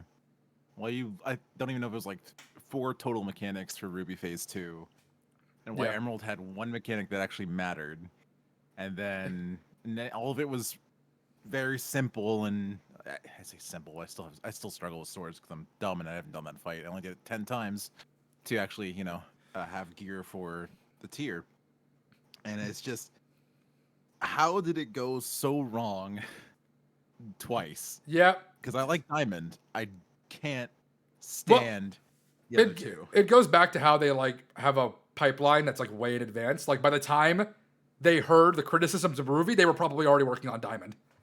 I just don't know how it was a good idea in the first place to give like that long of a cutscene for that little of a fight afterwards. It genuinely felt like 2/4 of a fight put together. Diamond used to be 10 plus minutes and it gave 1 totem, and you can kill, or Ruby used to be 10 plus minutes and you get 1 totem, and if you do Diamond in like 7, you get 2. I don't understand that, and there's no Yeah. cutscenes. So, because someone told me that you get 2 totems from Diamond, I'm like, what? Like they're like, I'm like, oh, so there must be a weird cutscene. They're like, no cutscene. I'm like, are you fucking kidding me? It's just all that downtime. They felt sorry for us or something. I I, don't know. I think the ironic part is that like the reason why there's no cutscene is because there's a checkpoint. Or sorry, the reason why it's 1 totem is because there's a checkpoint. So I guess like they expect you to wipe more on phase 2, which would give you like a, or like wipe more on Diamond in general. They don't expect everyone to just like one shot every phase. And if you like wipe more, then the benefits of having a checkpoint would be like, I don't know, maybe they think it would be like less expected time to clear a fight with a checkpoint if you like consistently wipe. I get the mindset Oh, of I that. don't Yeah, know. like because as opposed to it being like one long fight where you need to be focused the entire time, you literally have one phase, you burn through it, then you're able to just burn your way through the next phase, and that's 1 token. Yeah, As opposed to Hades, which had those cutscenes and was only one that had no checkpoint, and that's why I gave 2. I think the problem is like practically though, people just burn through everything like, and whether or not there's a checkpoint is almost irrelevant, and people just I'm not complaining. Makes farming for the fucking dragon later easier. Do we know if the trials designer and the weapons designer are the same group, or is it different? That's something I was wondering. Well, it's different because like each Savage fight is a different designer, so I don't see Mhm. why every trial would have the same designer. I think they Right. have a battle content team, and then I would from what I've seen based on like old trials, it's just like there's a group of people and like who just do like random Savage, random extreme fights. Like the guy who did UCOB also did Titan Extreme and Thornton Extreme, and also like A8S, and like it's just they just do a bunch of random stuff. Wait, So- so he getting Gotcha. raised. Yeah, it's no different than being like being a part of a team and having different projects inside you. Like say you work in like a fucking accounting department. Not everybody's working on the same client. You have like teams of people working on, or like individuals working on different clients, because that's how you divvy up the work and get the work done. So I assume it's the same thing for the battle team, where it's just like you guys work on that fight, you guys work on that fight, you guys work on that fight. The one thing to point out though, with like the fact that like with thinking about who makes fights, is that like if you look at a given person's like I guess resume of what fights they made, some of them have like both made really good fights and really bad fights. So it's not like you consistently get a certain quality fight out of a certain person. I think Yeah. everyone has just like a varying level of quality. It's all about what they very try. reasons. It's all about Yeah. what they attempt. Like it's the same thing as like not every artist is gonna make a stellar painting, and not every writer is gonna write an excellent book every time. There's gonna be some that fall flat and some that work. It all depends on what they put into it. I think that's fine, provided that it's not an entire raid tier. It's just turned into, at this point, just please, enough with the cutscenes. Yeah, Like, if Yeah. it's possible, please rip out the cutscenes if you can in the extremes or savages. I Like, don't mind. Yeah, again, for extremes and savages, the point of extremes and savages should be to create a fight that's fun for the people doing it, and normal modes are meant for the story and all of that stuff. And you can still include, like I said, you can still include those super secret fun things for Savage players. Just don't make us immobilized for 60 seconds. Dude, Titan. Yeah. Like Titan, please. That was so perfect. It's also I want to also point out, at least this is, I don't know if you guys agree, but I actually like cutscenes in Ultimate, like the way they do it. It's like at the very end of the fight, so like you don't see it too much. One of the problems with the Shiva cutscene was like you spend a lot of time progging phase 2, and you have to see that cutscene every single time. Whereas like, at least in my experience with like T, progging Perfect Alexander isn't too bad. Like, you know, It's a if you wipe victory on Wormhole, you don't see the cutscene. So Mhm. so like it's not that bad. Also the cutscene's like really cool, but like the Golden Bahamut cutscene too, like you actually die, you lose all your resources. That's like even worse. But it's still really cool, and I don't think anyone, at least I've talked to, really minds that. They actually really like it. I enjoy it for Funny. 2 reasons. One, I feel like Ultimate is that kind of content where you need that level of like cinematography and gravitas to it to make it really cool. Also, I've been fighting enemies for 11 goddamn minutes. Let me rest. Yeah. That's what I was Yeah. gonna say. Having a break is nice. It always reminds me of the moment where Sam and Mari, are in Nea. Sam, I don't know if I told this. I've told it plenty of times. Never mind. Yeah. During the Uwu cutscene, she straight up was like, "Hold on." Not cutscene. The transition was like, "Hold on. I'm gonna go move my car out of the driveway." And she comes back like, right as the actual transition finishes, like when he turns into the winged form and does this big like bright light show. She's like, "All right, I'm back," and it just somehow I want. I don't like Uwu. And the big gap can be a little frustrating sometimes, but it's like like Drax said, the break is nice, like everyone really said here. The break is actually really nice, especially in Ultimate. It's just you can't look at Uwu and say that made sense because it was only what 6 minutes in. You Yeah, had to that sit there and wait because for everybody I'm to seeing someone do say everything. that the point of the break in Shiva was the break. Shiva, that cutscene happens like 5 minutes in. Like you don't need a break 5 minutes in. You're at but- 72%, and the Yeah. boss goes away. And Yeah, it's a big and then cutscene. in T and in UCOB and in Uwu, or not especially Uwu, but T and UCOB, you've been nonstop pressing buttons and thinking for like upwards of 10 minutes. So like having I that, think in UCOB it's like 13. Yeah. It's like really long. it's a long It is time. very long. And It- no, go ahead. I was gonna say it also helps to add that stress because UCOB and T especially Yeah. that's your your thing. It's the signifier. English hard. But it's like the oh shit, we made it. It's like the final push. It's the victory lap. Holy fuck! And it adds that like anxiety where like even if I've progged T so much, but I still get like fucking anxiety in the pit of my stomach when I get to like Perfect Alexander and I'm like, oh shit, we're here. Oh shit, we're here. Oh shit, we're here. I just hope the cutscene's fucking cool, though. Yeah, there were definitely a couple of instances during our T prog, because like when we raid, I literally have like a cup that's like this big, of like shit to drink, and I refill it during our breaks. There was definitely a time where we were like, literally we just pulled Living Liquid, and my body goes, "You gotta piss right now." So we literally got through Wormhole and we got to the cutscene. I sprinted out of my chair, kicked open my door, and ran to the bathroom, took a piss, and So many came back. times. What? It's a well needed. I did it so many times. It's such a well needed little thing there.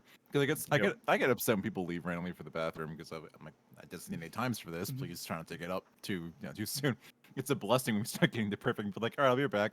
They run off. They come back and things just about to end. It's I don't know. It's great because again, like you could really need to piss in 10 minutes. If you want to do a cutscene, do it like that. Don't split it in half with a cutscene, or like with Shiva, don't do the first quarter of the fight cutscene. Well, let's real quick. I just like very quickly because it's just one bit of content, but let's talk about T for a second and about how T is a fantastic yeah. ultimate, and Yeah. I can't wait to see what Thornton provides for us. It's very good, but it still misses a lot of things that could have made it better. Yeah. You mean, are you telling me that we should have had ups and downs during Brute Justice phase? You can give me Yeah. heights at any point. I would have liked this. I don't care if it's a circular arena. Make him circle heights or something. Just Where was left right laser sword? Please. There were things that were missing that didn't hold it. And I'm not the biggest Heaven's Word boomer or Alexander, fanatic, and I still adore the fight. Like I didn't do creator. I was there when it was out. I didn't do it. And it's just beyond all the nostalgia. It's like, no, these mechanics are really, really cool, and I genuinely like them, and I wish they were there because it could have added another layer of depth. I will say, it is Wormhole is probably one of the coolest things. I wish Inception was split in half to help with the fact that, like, I don't like Phase 3. I'll get that out of the way right now. I think they really skipped too much. I feel like could have been, again, you could have put heights there, you could have put something there. There's stuff missing. You're like Pharaoh, where it's like, yeah, this fight's cool, but where were the extra flares and twisters? Bro, put a fucking twister in T. I don't care. Just have it there in the middle. No. Literally, None of that. every single time we would review, every time we were done with a fight and we would review it, Pharaoh would just go, yeah, but I feel like in this phase they could have added extra flares and twisters. Look, man, I'm possibly putting together my 5th team to go through T, and I keep every time I get to Phase 3, as soon as everyone's done with Phase 1 and 2, you push through Phase 3 really quick. I feel like as long as they have things set up. I feel like part of that is that those two phases are so loaded with mechanics. They are. Yeah. That's why I wish there was like at least a third formation somewhere. Like the Inception was split somewhat in half. It's really good the way it is. Could you imagine they threw in lapises during Inception? Oh my god. See, I understand everything from Alexander because I watched and studied it because I thought it was really cool, but I never experienced it. So I don't know how much of a pain these things were to actually do, but I think they were really cool. Lapises weren't like everything that you're suggesting isn't that much of a pain. It's just a matter of what you combine it with, Because could you imagine if you needed to do Nisi passes at the same time as doing up downs? Could you imagine? I want to do Wormhole with up down as well as Lapises. You have to take turns hitting. Apparently, according to the designer, there were supposed to be other formations. I guess they cut them. They were there were 2 that were data mined. It was I don't know if I should talk about that, but there were 2 that I know about, and one is Nisi formation, and then one of them was Stasis formation. Oh god! People are they're kind of guessing that that's just like the transition into Phase 3. Like that might just be what Stasis formation was, but hard to say. Hey, but specifically with the Nisi formation, there were other debuffs found. Like, so how like in Brute Justice, when he does Nisi, you have to have 3 debuffs. The debuff that requires the debuffs plus the 2 Nisi ones. There was also one that required 4 debuffs, but that was just never used in the fight. And there were versions of lightning and water that would have counted for Nisi. Oh my god! Whoa. Yeah, so that sounds awesome, but also fuck. If we complain enough, do you think they'll make a second T? Shut up! If they make a second T, it should just be the goblins, like all 3 fights. Yeah. I would do that. I would dig that. It's just Gobby's revenge. You just get thrown into a jail and just fucking rat finks Twinkle Dinks is in there. You fuck. I would love that. Ever see a Fight Club before? But speaking of, so like when you say like Phase 3 is disappointing, I actually do hear that from a lot of people. But I actually I don't know. This is what I feel about it is that the reason why Phase 3 is disappointing is because Phase 4 is so long. Like Perfect Alexander is like six some minutes long. About, yeah. Whereas I believe Golden is 4 or less than 4. Yeah. And then Uwu kind of doesn't have a comparable thing, so it's kind of hard to say. God, I wonder why it was boring. I think the thing with Perfect Alexander is that like I think at least personally, I would like to have only seen one crap, I forget what they're called. Fake calibration? Yeah, like just fake calibration beta only. Like, I just think that there was a lot of lead up into all the stuff. Like, there's the intro with the stack spread and like the move stop, just so like you learn what the mechanics are. And then like each fake calibration itself takes like, because it's double time, because you have to see all like your clones run around and stuff. It's like the cast bar itself is 40 seconds, and then the mechanic itself is another 40 seconds. It's a long time. Like, it really cuts into it. I get sorry, go ahead. I was gonna say, I think like if they cut a fake calibration, they could have added a formation. Probably. I also think that they've expressed this with Uwu. They didn't want another 18, 19-minute long fight like UCOB. So that time constraint probably scared them to add another mechanic into phase 3 when they already had phase 4, like the concept for it. Like they really had the formations, like the extra ones you're mentioning. And when they got to designing phase 4, they're like, oh, well, this stuff too, but we got to take something out because we don't want it running too long because people didn't like how long UCOB was. So there's probably something in there they tried to, they tried to actually compromise with. I will say that, like, I thought that fate calibration as a mechanic, like, fucking blew me out of the water. Like, I don't mind that there's 2 of them just because I think it's, like, such a fucking awesome mechanic. And I'm not just saying that because I called it. It's cool. I will say, I guess this is me being like very early prog raider. I hate Enigma Codex. I think it's like one of the worst mechanics they've ever made. Like fate calibration is cool. Oh, you mean Enigma like Codex having to is figure out Enigma? awful. Yeah. Yeah, like Yeah, how I heard that was a Inception- nightmare. It was stupid. Oh god. Yeah. It's, I think that's like what's supposed to make phase 3 better. At least like the people watching streams or blind prog people. It's like, oh, like phase 3 you have to go back to it and like do different stuff. So like the phase itself is like longer, but yeah, that's practice, it was legitimately terrible. the same reason why Ooh kind of falls flat for a lot of people.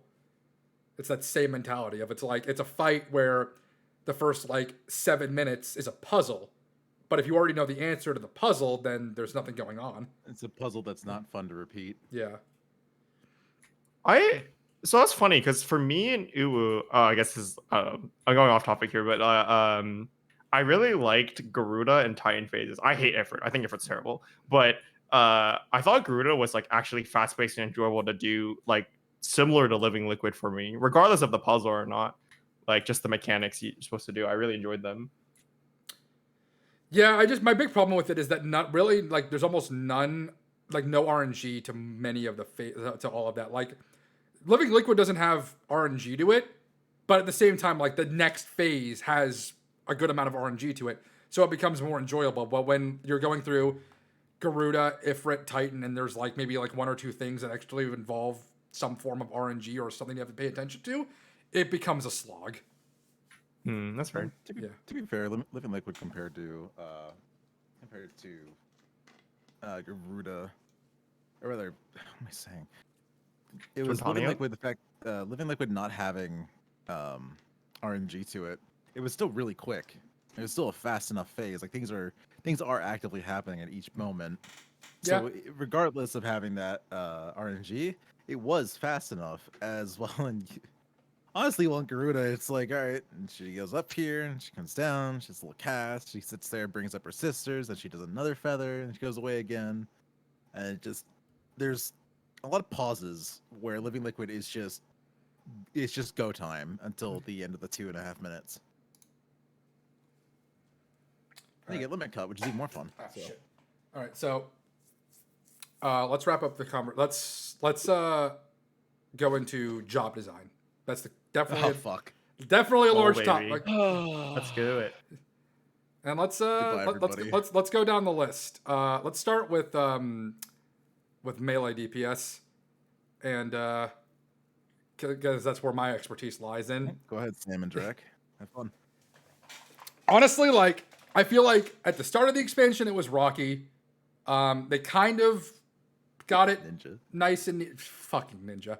They kind of got it nice and neat towards the end. Not my idea of like super engaging, but it still works.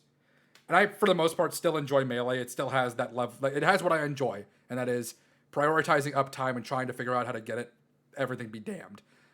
My only 2 complaints for melee jobs at the moment are that I dislike. This is a personal taste, but I don't really. I'm not really super enjoying Samurai's playstyle right now because I don't like that super strict 60-second rotation. I much preferred Samurai in Stormblood, where it was a lot more open-ended and a lot more flexible. But that's mostly a personal preference. I know a few people who really like Samurai right now. And then Monk, needs more chakra shit, more shit to burn chakra. It's a nightmare right now. Anyways, can I introduce you to the chakra counter ACT plugin? That I will cry if I have to have that on my fucking screen. I will cry. Yeah, they need to adjust that. I was hoping to be able to talk to one of the designers on it to like see if they were maybe going in that direction. But I think Dragoon, that was one of the first ones I leveled after Monk and Samurai.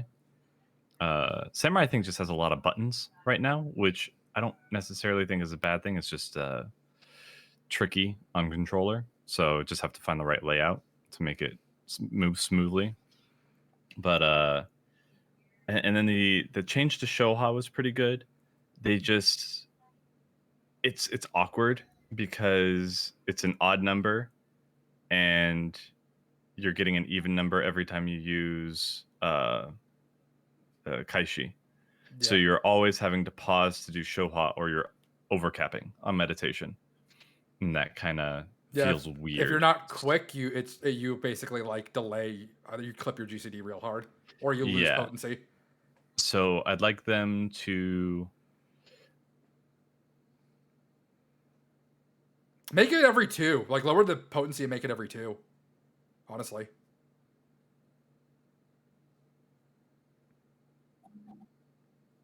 Drek alive.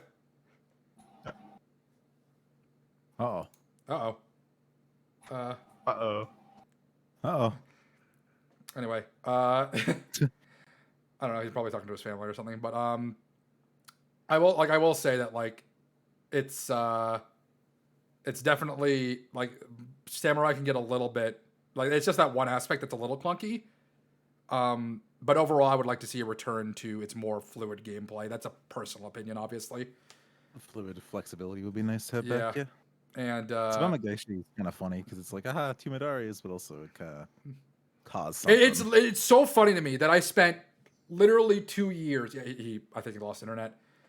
I spent 2 years telling people, you don't want to just spam Madare. You want to fucking burn whenever you can and put it into Shintens and use your dot and shit. And then Shadowbringers comes out and just kicks me in the face and it's like, wrong. Madara every time. But again, it's a personal preference. And I think the thing that pisses me off the most about it is that it makes it so that you need a specific skill speed tier. Whereas Samurai and Stormblood was like, how much fucking skill speed can you fit onto your build? Oh man, that's tank life. Specific skill speed. Yep. Mm-hmm. But oh, he's back. Oh, There he is. hello. You good? Yeah, sorry about that. It's all good. My push to talk was actually inputting stuff and then it froze. Oh. But Everything. yeah, Sorry. my suggestion before you disappeared was I was saying that they should probably like they're planning on keeping Samurai how it is now. Make Madara, make Shoha like lower the potency a bit, make it 2 stacks. That'd work. That'd be okay. So, well, that's the weird thing because the opener works for 3. Yeah. Because you do your dot and then Midare and then Kaishi. So that still puts you at 3. So you still have the awkward thing unless they take away Kaishi giving you a meditation and then putting it at 2. Yeah, I don't know. That could work as well. But yeah, there are a few methods that they could go about. So hopefully they just make one that makes sense. But I think that's the only thing I feel really awkward. Yeah, either like I feel like maybe from there increasing would be the answer. Yeah. Yeah, maybe.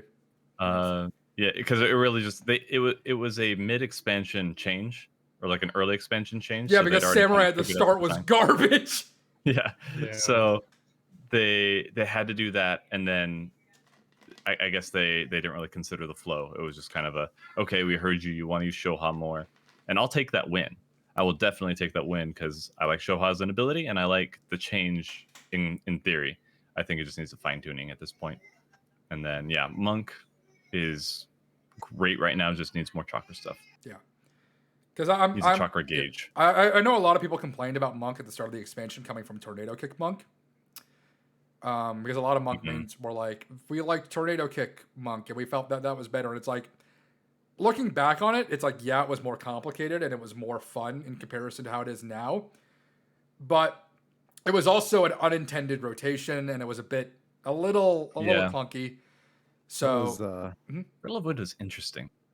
that was my first introduction to Monk, and it was the melee I stuck with through all of Stormblood. So I was one of the loyalists to Tornado Kick. And I was sad to see it go because I really did enjoy the management of buffs and your stacks and getting it back ASAP. Those are your big deal. And that was a lot of Yeah. fun. And I don't But- disagree with you either. I think it was a fun iteration. My biggest complaint was Riddle of Fire slowing you down. Yeah. Still the worst design decision. and they finally fucking changed it. Yeah, and I'll make a slight comment here just on like just design and how they take feedback. A lot of the people that are giving feedback, one, the game isn't teaching people properly how to play, and then people are giving feedback based on that. Because some people think, like, it's weird listening to people who play WoW and be like, Final Fantasy is too slow, and then watching somebody pick up Monk and Final Fantasy and then be like, this is too fast, I don't know what to do. And I'm just like, just learn it. You will be okay. I understand the game is not giving you anything to help you to become better right now, but please don't make them slow it down. They genuinely don't. need to introduce something to show people how to play their jobs, because there is such a lack of information out, like in the main, like a lack of information that the game tells you about. The game Yep. very much prioritizes the idea that other players should be telling you what to do, but at the Side same note. time, Sorry. that's dicey. It's Side note on the, real quick, just on the discussion of Monk, just sliding this in. I didn't touch it for the longest time because again, Stormblood into Mhm. Shadowbringers, I was kind of off of it. One of my favorite things they did was just doing away with Grease Lightning and just making you go fast from the start. That Yes. it feels significantly better, and like you're just immediately thrown into it. I will say Yes. that change is great. And I saw a lot of people complaining. It's like they're taking away a bit of the complexity from Monk, and now Monk's just going to be boring and stupid. And I'm just like, if you know what you're doing on Monk, you never thought about Grease Lightning. Ever. Yeah, You they- never thought about it. And If they took it away during Tornado Kick era, then it would be like, okay, now they're taking like purposely ripping away yeah, something we found out about, but like no. but at the same time, like it also made Monk a lot more desirable for raiding in a prog environment, because you're now not exceedingly punished for dying. Like Monk was the most punishing job to die on, straight up. Barring Astro. Yeah, but like you know what I mean. Like Monk, like straight up, like if you used PB and you died, you're fucked for so long. You're fucked. Good luck, bud. Yeah. Yeah, Monk got the short end of the stick for a long time because they had Ninja with Huton, which basically gave you Grease Lightning right away, and then the damage increase for the ramping stuff. Like you had to ramp on Monk, but then you got it with a toggle on Ninja, and then Samurai comes in, and they get it in a single like rotation, like Yeah. the increase to like. So it just became more and more arbitrary why Monk had to jump through all these hoops to go to where these jobs just automatically were. And you know, people were, well, if they gave it to you right away, then Monk would be too strong. It has to ramp, otherwise. I'm like, just tune it. Tuning is a thing. Stop making it feel bad to play. I hate that So- argument of Yeah. like people being like, oh well, they can't do that because then it'll be too strong. Then adjust it. There's so many Yeah. parallels to Astro going on. Like Balance. divination is the same. Here, well, let's how about we jump into healer? Hold on, what's up? okay. Ryza? Oh, I just Sorry, I'm gonna have to dip out. Thank you guys for having me. Have a good one. I'm gonna go hang with the family. All right, thanks for sticking good around, luck on man. the rest of this. Yeah. Yep. Yeah, catch you later. I think a lot of people like don't realize for some reason that balance and like fun are just different things. Like design, like balance and like design, I guess, like the design of the job are just different things. Like you can always just balance a job most of the time by just like changing the tweaking numbers here or there. But you can't do that to make a job more fun to play. Probably.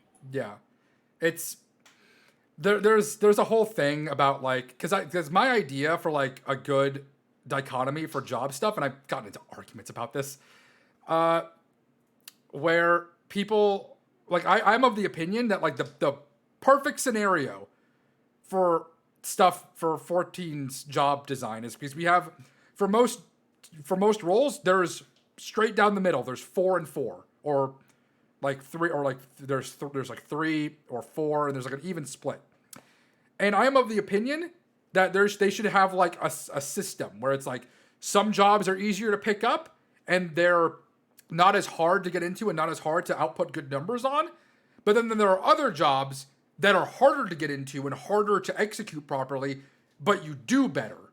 And it's that whole risk versus reward thing where it's like, do you think that you can learn this harder job and output the higher numbers, or do you play the easier job and put out numbers that are still acceptable? Wasn't that quite literally what Ninja used to be? It was just I think that harder job. They do that role based, right? Physical range is just easier and does less damage. The problem is they force you to have one in your party. Exactly. And I feel like that needs to be how it is just in each role in general. And I had people argue with me that that shouldn't be a thing because, I'm not kidding, someone straight up told me that all that is just me trying to stroke my ego. Because I was like, in order to like encourage, like it'll encourage people to play different jobs, it'll encourage people to learn, and at the same time it'll provide a level of play for hardcore players that doesn't affect people that are on the lower end. And I think that's fine. But someone was like, well, they should just make them output the same DPS because then you're just, and I'm just like, that's not how that works. Like, that is absolutely not how that works. Like, if I put in the effort to learn a harder job and actually like play a harder job, I should be rewarded by having some more DPS output because I'm putting more work into it. But and the argument I gave was like, they were like, then why would people play the lower end jobs? And I'm like, because it'll be easier to prog on. Like, you prog on the easier job, be able to learn mechanics, and then once you start farming, you bring in the harder job and make your farms easier. Or you're just not as good at the game and you want to play, or you don't want to think as hard. That's why. It's like you can see that example in Red Mage to Black Mage more than anything.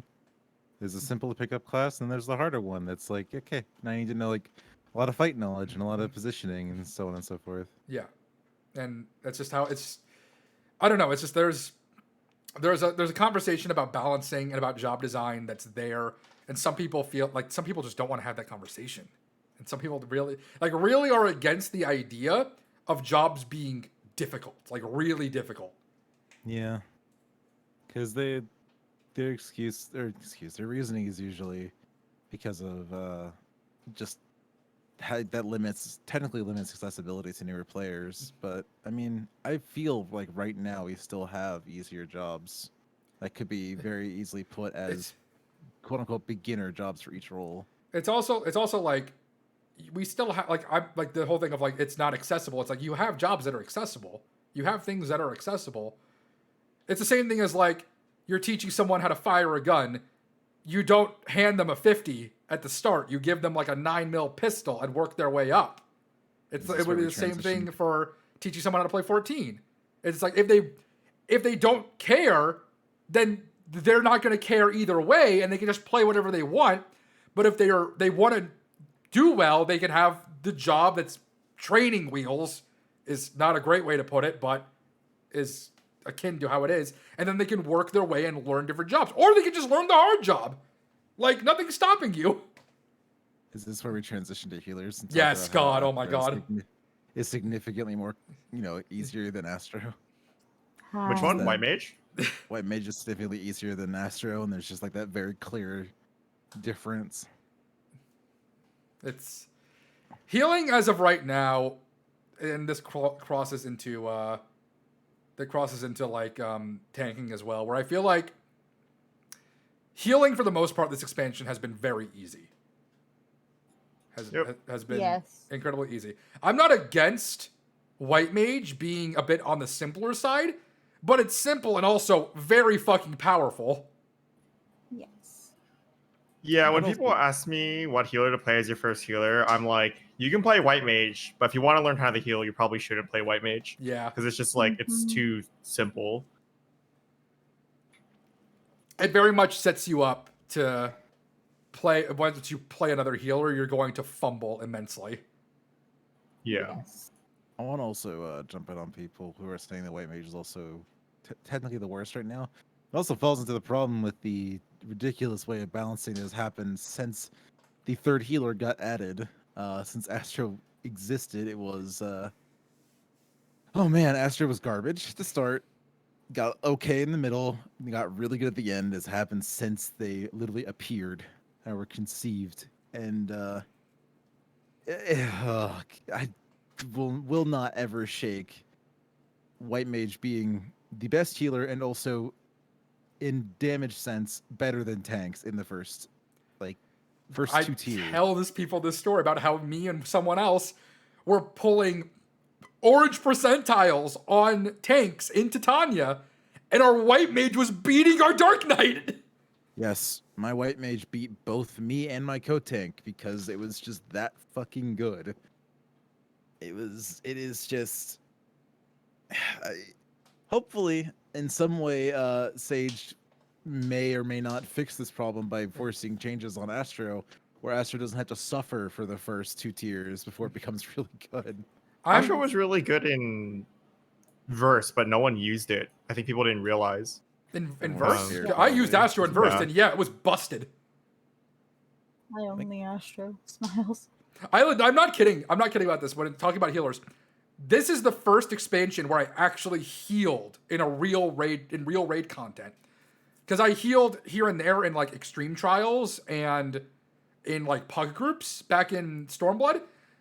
But I decided to become a healer in my casual group. I played White Mage because I'm like, I want to ease into this. I was done with White Mage in a week and swapped to Astrologian. And even then I was like, what the fuck? I got a comment on something people are saying. When was the sleeve jaw change? 5.3. My immediate thought: when did Jesse quit? I It's the exact am same time. still infuriated about that sleeve draw change. I'm so I mad hate- about it. I hate sleeve draw. I hate it. I don't think it's the worst decision they've made, and the fact that it still exists makes me unbelievably angry. It's awful. It is. I do not like it. It was such a weird decision to make it. First of all, it completely decked out some of Astrologian's APM because I legitimately loved how active sleeve draw burst phases were. I loved that shit. And then they make it one card and still a 3-minute cooldown. Yep. If it wasn't for the 3-minute cooldown, I understand what they wanted to do, but because it's a 3-minute cooldown, it is god awful. Because I understand like it was the APM was too fast for the players who were very vocal about that, and I can kind of reasonably see why that's an issue. But the fact that it's a 3-minute cooldown for one fucking card makes me unbelievably angry because you're forcing now. My issue is I hate that as an Astro player, I'm terrified to die because if Divination gets fucked up, there is no way for me to recover. If I die while Divination's about to pop, it's over. There's no Divination for however long it takes. And it's so infuriating that there's now this need to be perfect on Astro and never fucking die. Can I just say I love this energy you're bringing? This is the angriest I have ever heard you. I've heard her say all these things and more anytime we've been like, hey, so They're, what do you they're, think about everything? She'll go, we'll say Astro, and she just fucking flares up like, they're like the reasoning behind it is like I don't mind that it's a single card to stem like the APM issues that people are having, but it made no sense to not reduce the cooldown. Like I would, if it's a minute cooldown, I'd be totally fine with it. Like a minute and a half, easy cooldown. something got forgotten. Yeah, in and development. fucking and like the reason it's bad as a 3-minute cooldown is because it just doesn't line up with divinations at all. I think it needs 2 charges. Yeah, maybe. Have you ever played Astro at level 60? God, back in Heaven's Ward, yeah. No, I meant like now. No. If you do Alexander content, you don't have sleeve draw, so you can't divination in the opener. It's impossible. Oh my Oh God, my god. Smiles. Ugh. that's awful. Yeah, it's really bad. But no, like just I'm really hoping because like there's also the issue in general of like healer balancing, and I'm genuinely hoping that the introduction of Sage makes it so they could focus Astrologian down to a science, and like again bring in that dichotomy of like you could have White Mage be the easy healer, Astro be the hard healer, and then Scholar or Sage can be one or the other. Also, I realized I'm even looking at Scholar right now. Scholar Scho- is Scholar absurd. is fuck fairies and fuck AI. Mhm. This class is absolutely amazing. It does everything it can. Also, fuck fairies. It literally, like, it's such a good job. But when I press my button to cause a shield for my party from my fairy, I would like it to come out sooner than 10 seconds. Just give them Seraph Trance or some shit. Yeah. It's my big, like, I understand that people want, like, the pet aspect of, like, Summoner and Scholar, but in a gameplay sense and in, like, a mechanical sense, it's been nothing but a hindrance. Yeah. It I think is. they're gonna change pets next expansion. I hope. I hope so. Did they already mention that Summoner is at a breaking point? Mhm. Straight up. Oh boy, another class that gets changed every single time. I love Larry's review of Summoner, and it's literally Larry's review of Summoner is I get a new job every expansion. It's fucking amazing. Wow. It's like if they straight up if they removed pet AI from Scholar in 6.0 and Sage is really good, I'm gonna have such a hard time picking which one to play. I wonder how they're gonna. I feel like if they make Sage as good as Scholar, people might just take like. I don't know. I could see a world where you just take both and you don't even take a regen healer. I wonder how they're But gonna what do you balance mean? Or Oh, no. shield healers are Oh, no. useless. Shield healers it. are bad. No, Stop it. Stop it. no. I heard, what do you mean? And it's just like, no. I'm not going there.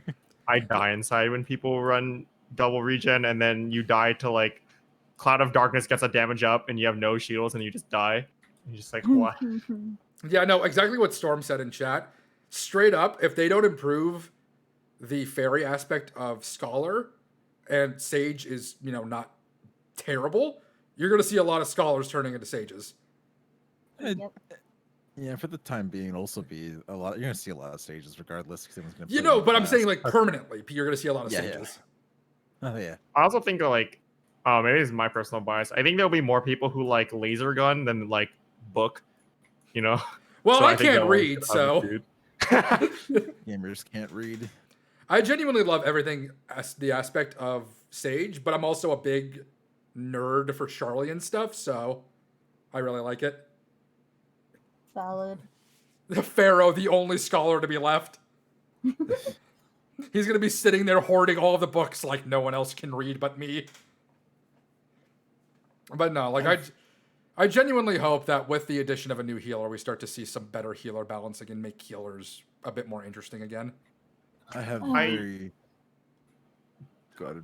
I feel like balance is a separate thing from healers being interesting, and this is like my biggest problem with Healer 6 expansion. Is like at the beginning of the expansion, and like this is related to you saying that like you're hoping things are gonna be better, and like I guess I'm like kind of cynical or pessimistic, but I feel like at the beginning of the expansion, I heard the same exact thing. People were like, "Oh yeah, I hope they're gonna make healers more interesting." Like they said that they're gonna focus more on healing. We have all these extra strong, like we have these new off GCD tools that are a lot stronger than before. Like maybe we're gonna have to heal more, and things will be like a lot more fun. And then it just isn't.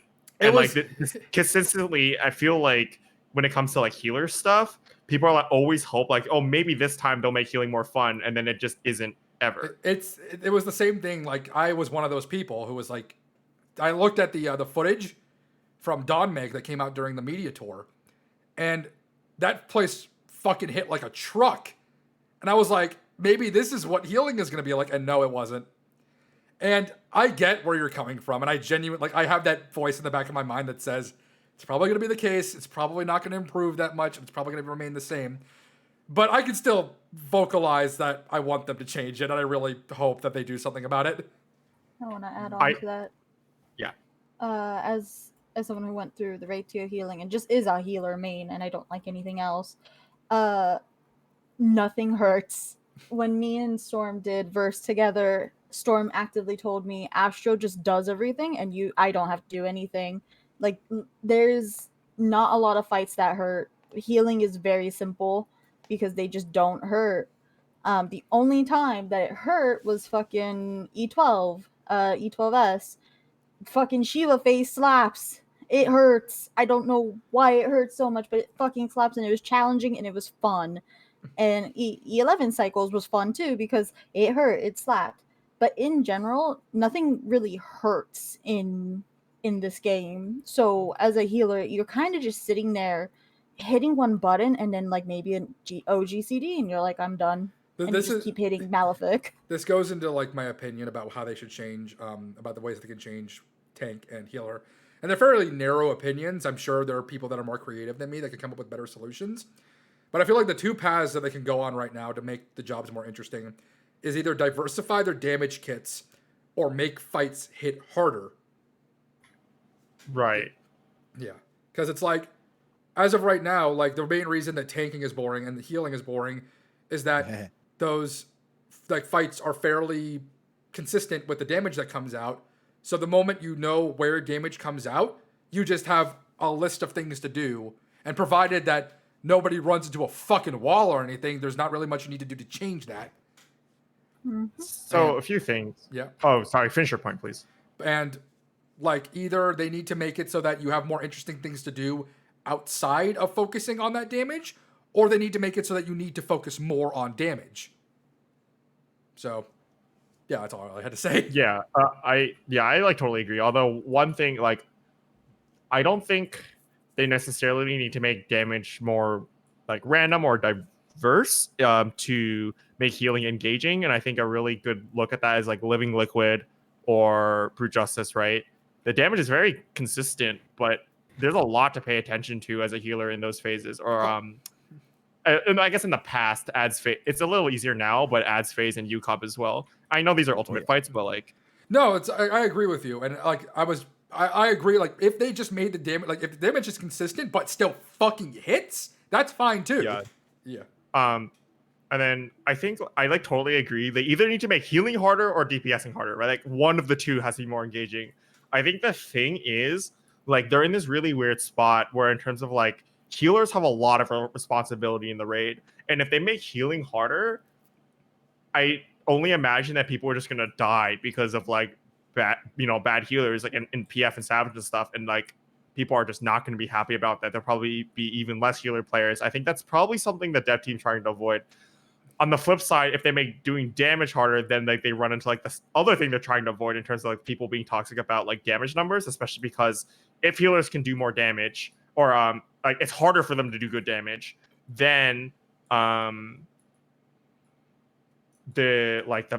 zero DPS, not like zero DPS healers, but the healers that don't do as much DPS will be comparatively to now like more dead weight than they are. If like that's a kind of like a very blunt way of putting it, but like it would get problematic in the same way where like eventually you're going to cause a wipe either because you don't do enough damage, you don't make enrage, or you're letting them die to damage. So it's like what do they do? I feel like in the grand scheme of things, it would be more benefit, like because there's nothing you can really do about zero damage healers. Like you can't change that for the most part. Like yeah, that's true. People who aren't DPSing now aren't going to DPS later.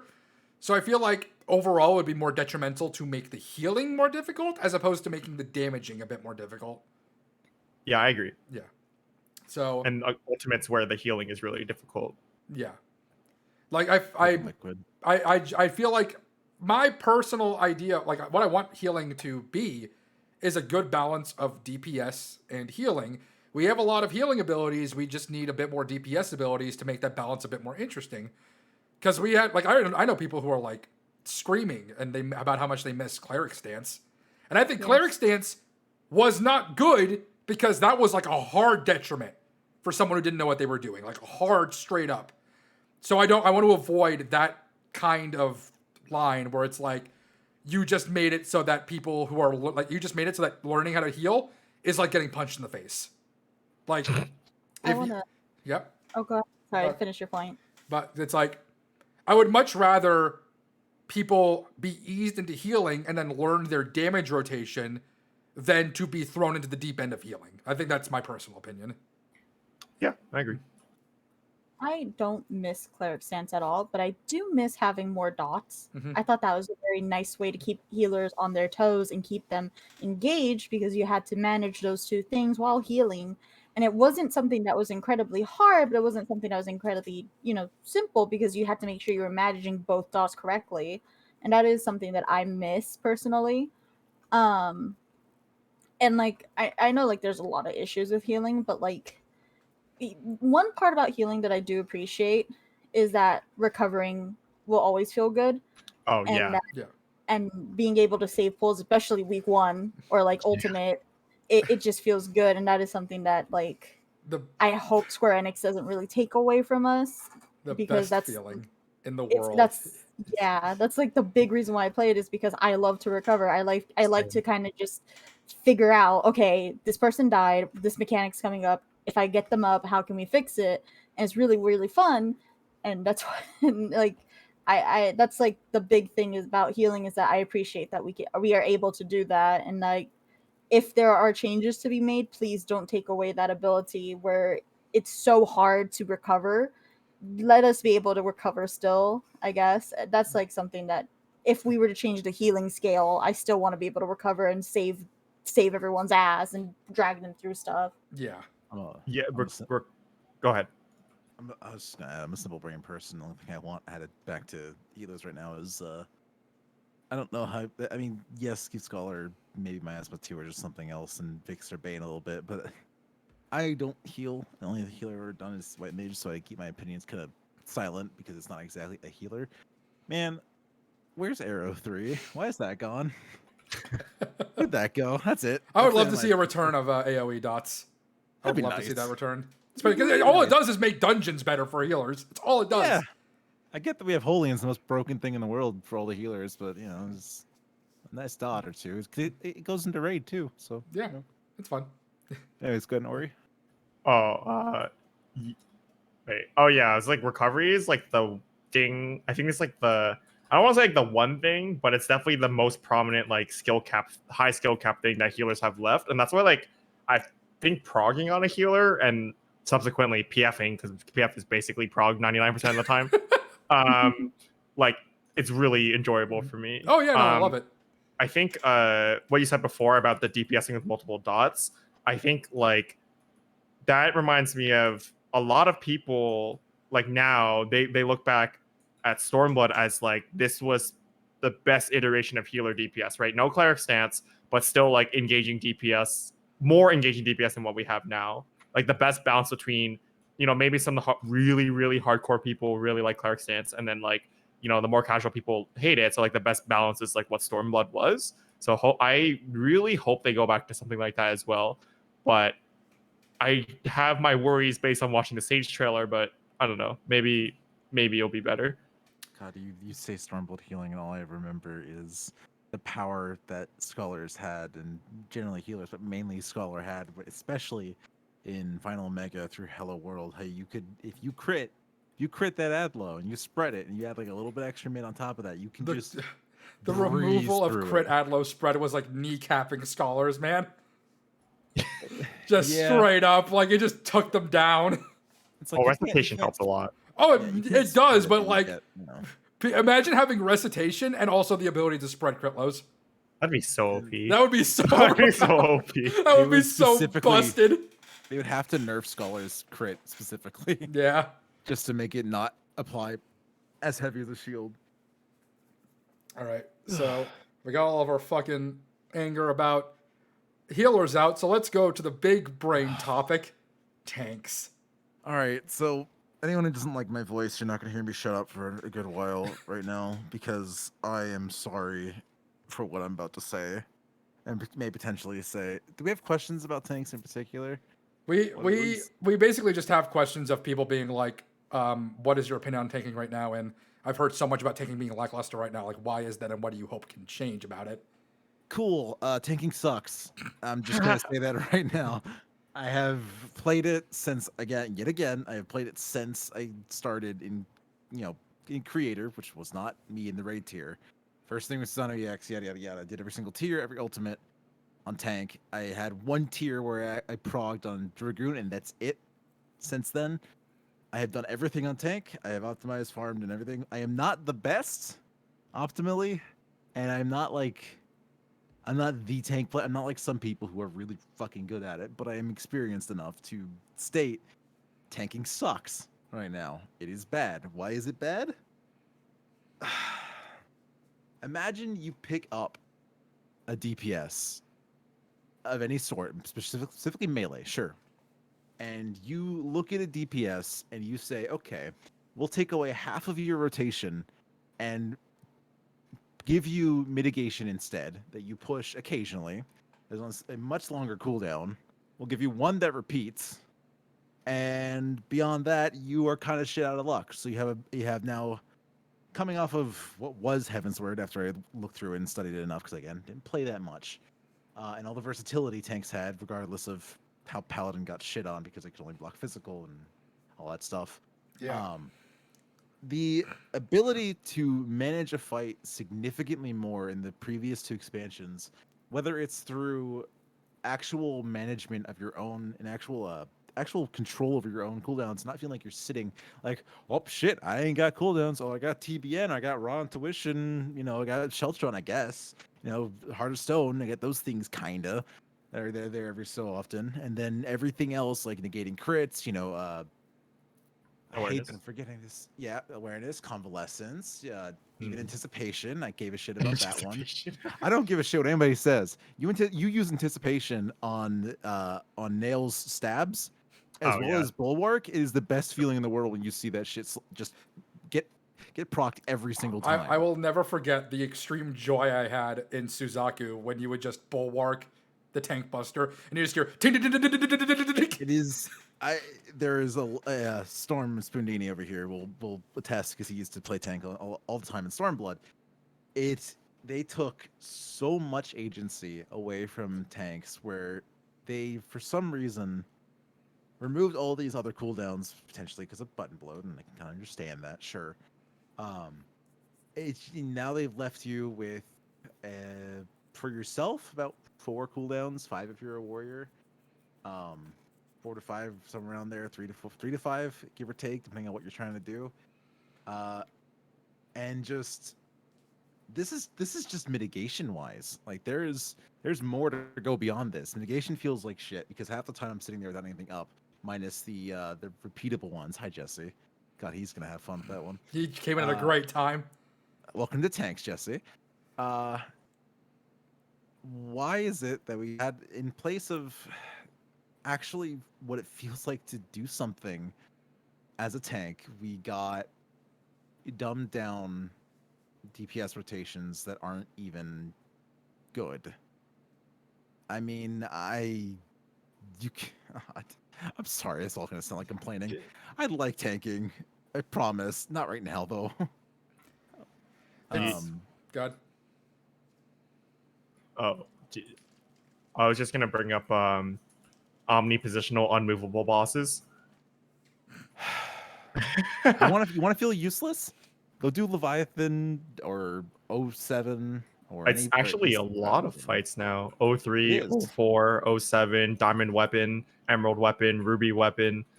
Like it's Okay, way more than it used to be. I was garbage in what was it? What the hell was the first Omega tier? Am I spacing on those? Delta Scape. Deltascape, yeah.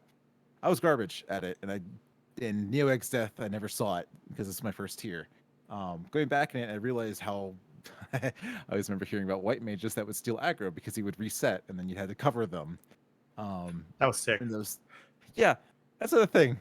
Hey, what the fuck are tank stances?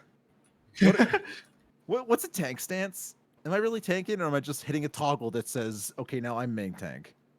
It doesn't. Going back I to liked. real quick, going back to 04S.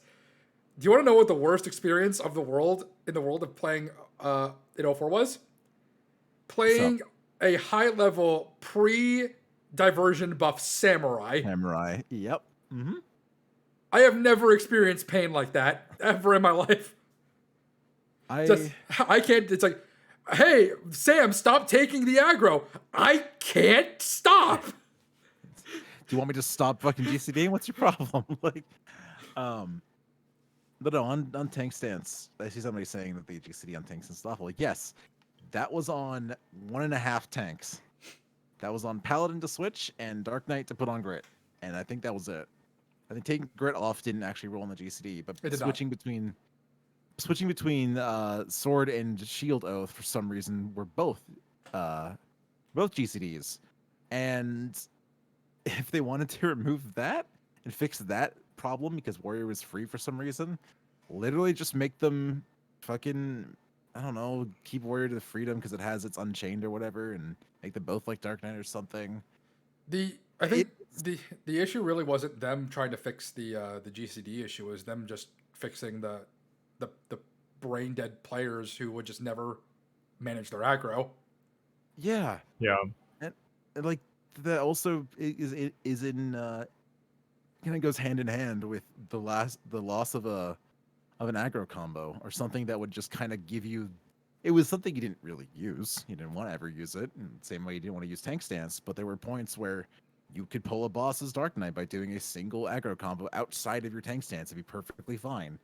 And it's the loss of those two things, as well as a lot of other things, but mainly that that I don't know. I knew this from the start when Tank Stances were shown to be changed this way, that I knew it was going to be really sad to tank, because you're going to lose the need to pay attention to aggro as little as you did sometime. Like most of the time you didn't really pay attention to it, sure.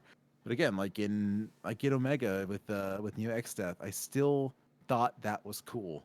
I liked management of aggro. I was terrible, but I thought it was cool. Because it's also like it's mid, and also you lose damage for it. So to optimize, you try to use it as little as possible. So in Ultimates, when I was doing UCOB and stuff, I was slowly pulling it away. I was a scared little bitch. Rarely ever took it off in ads because again, it wasn't that great. But it felt right. Like it gave you something to help optimize with. It was something really, really fun to look at and say, okay, if I'm also in a panic situation, I can hit this button and I have a new cooldown. Today, if you need a panic cooldown, did you miss a reprisal? You might have that up, or like maybe you have a TBN or something. Good luck, buddy. You're kind of just shit out of luck. You don't have any of your Let me other explain things. your damage button. It's your push to talk to yell at your healers. Yeah. Oh my god, tanks have no fucking control anymore. It is the two green colored icons that save the entire fight, or literally run the entire fight. We just hold the boss. You literally keep us alive, and we can occasionally push a button that helps us live. Yeah, It's ugh. part of that is also just like they need to increase fun mechanics for tanks. Like genuinely, as of right now, there are like no tank specific mechanics that are aside from tank busters. And it's like, I remember A8 had a mechanic where literally one tank needed to be at max health and one tank needed to have literally one health. And you needed to manage Remember that. You needed to manage stuff in the arena to make that happen. And tank swap and shit. And that was cool. But as of right now, tanks have like next to nothing aside from just being hit. What's a mechanic that people are always, when I complain about tank mechanics at any point, or when I see people talk about it, people always bring up dual APOC.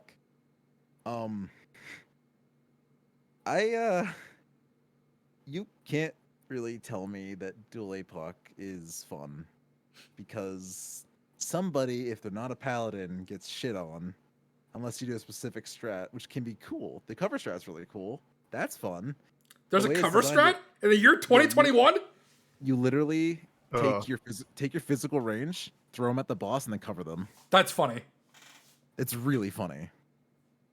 It's the most we got, and it's not that great. Yeah. Also because I was, again, So- something hit me this year. I played like an ape on keyboard, but It's also like I'm seeing a point being made is like a big problem with tanking right now is also the off tank role, where the off tank, for most cases, doesn't do shit. Oh, speaking of off tank and tank responsibilities, I really like the burden remove. I think that's one of the best tank mechanics I've I ever love made. the burden remove. I thought it was awesome, but I'm pissed they didn't make it. Yeah. Guys, I legit saw them talking about what the bird was supposed to be.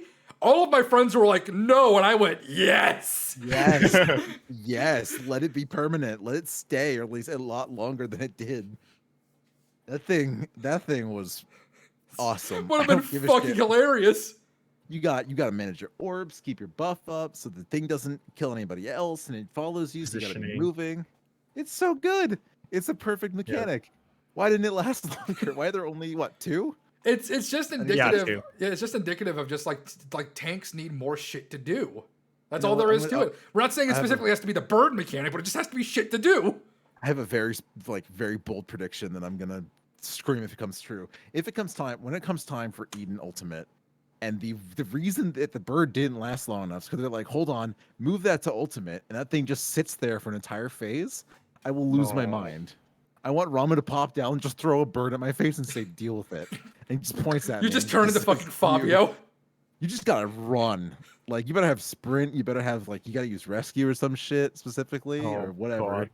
Get away from the bird. He spawns more. Why not? Add another one into it. You gotta manage. The bird was cool. I liked the bird. I just wish the Yeah, only Hobo? 2 tank mechanics I can remember are bird and dual APOC. Yeah, how about would you say that the bird was the word? Stream's over, guys. Come He actually left. What an asshole. Oh, bye. Dude, it didn't even give me a fucking option to rate the call. It pulled up the notification for it and it didn't even give me the 3 ratings. They were just like we know.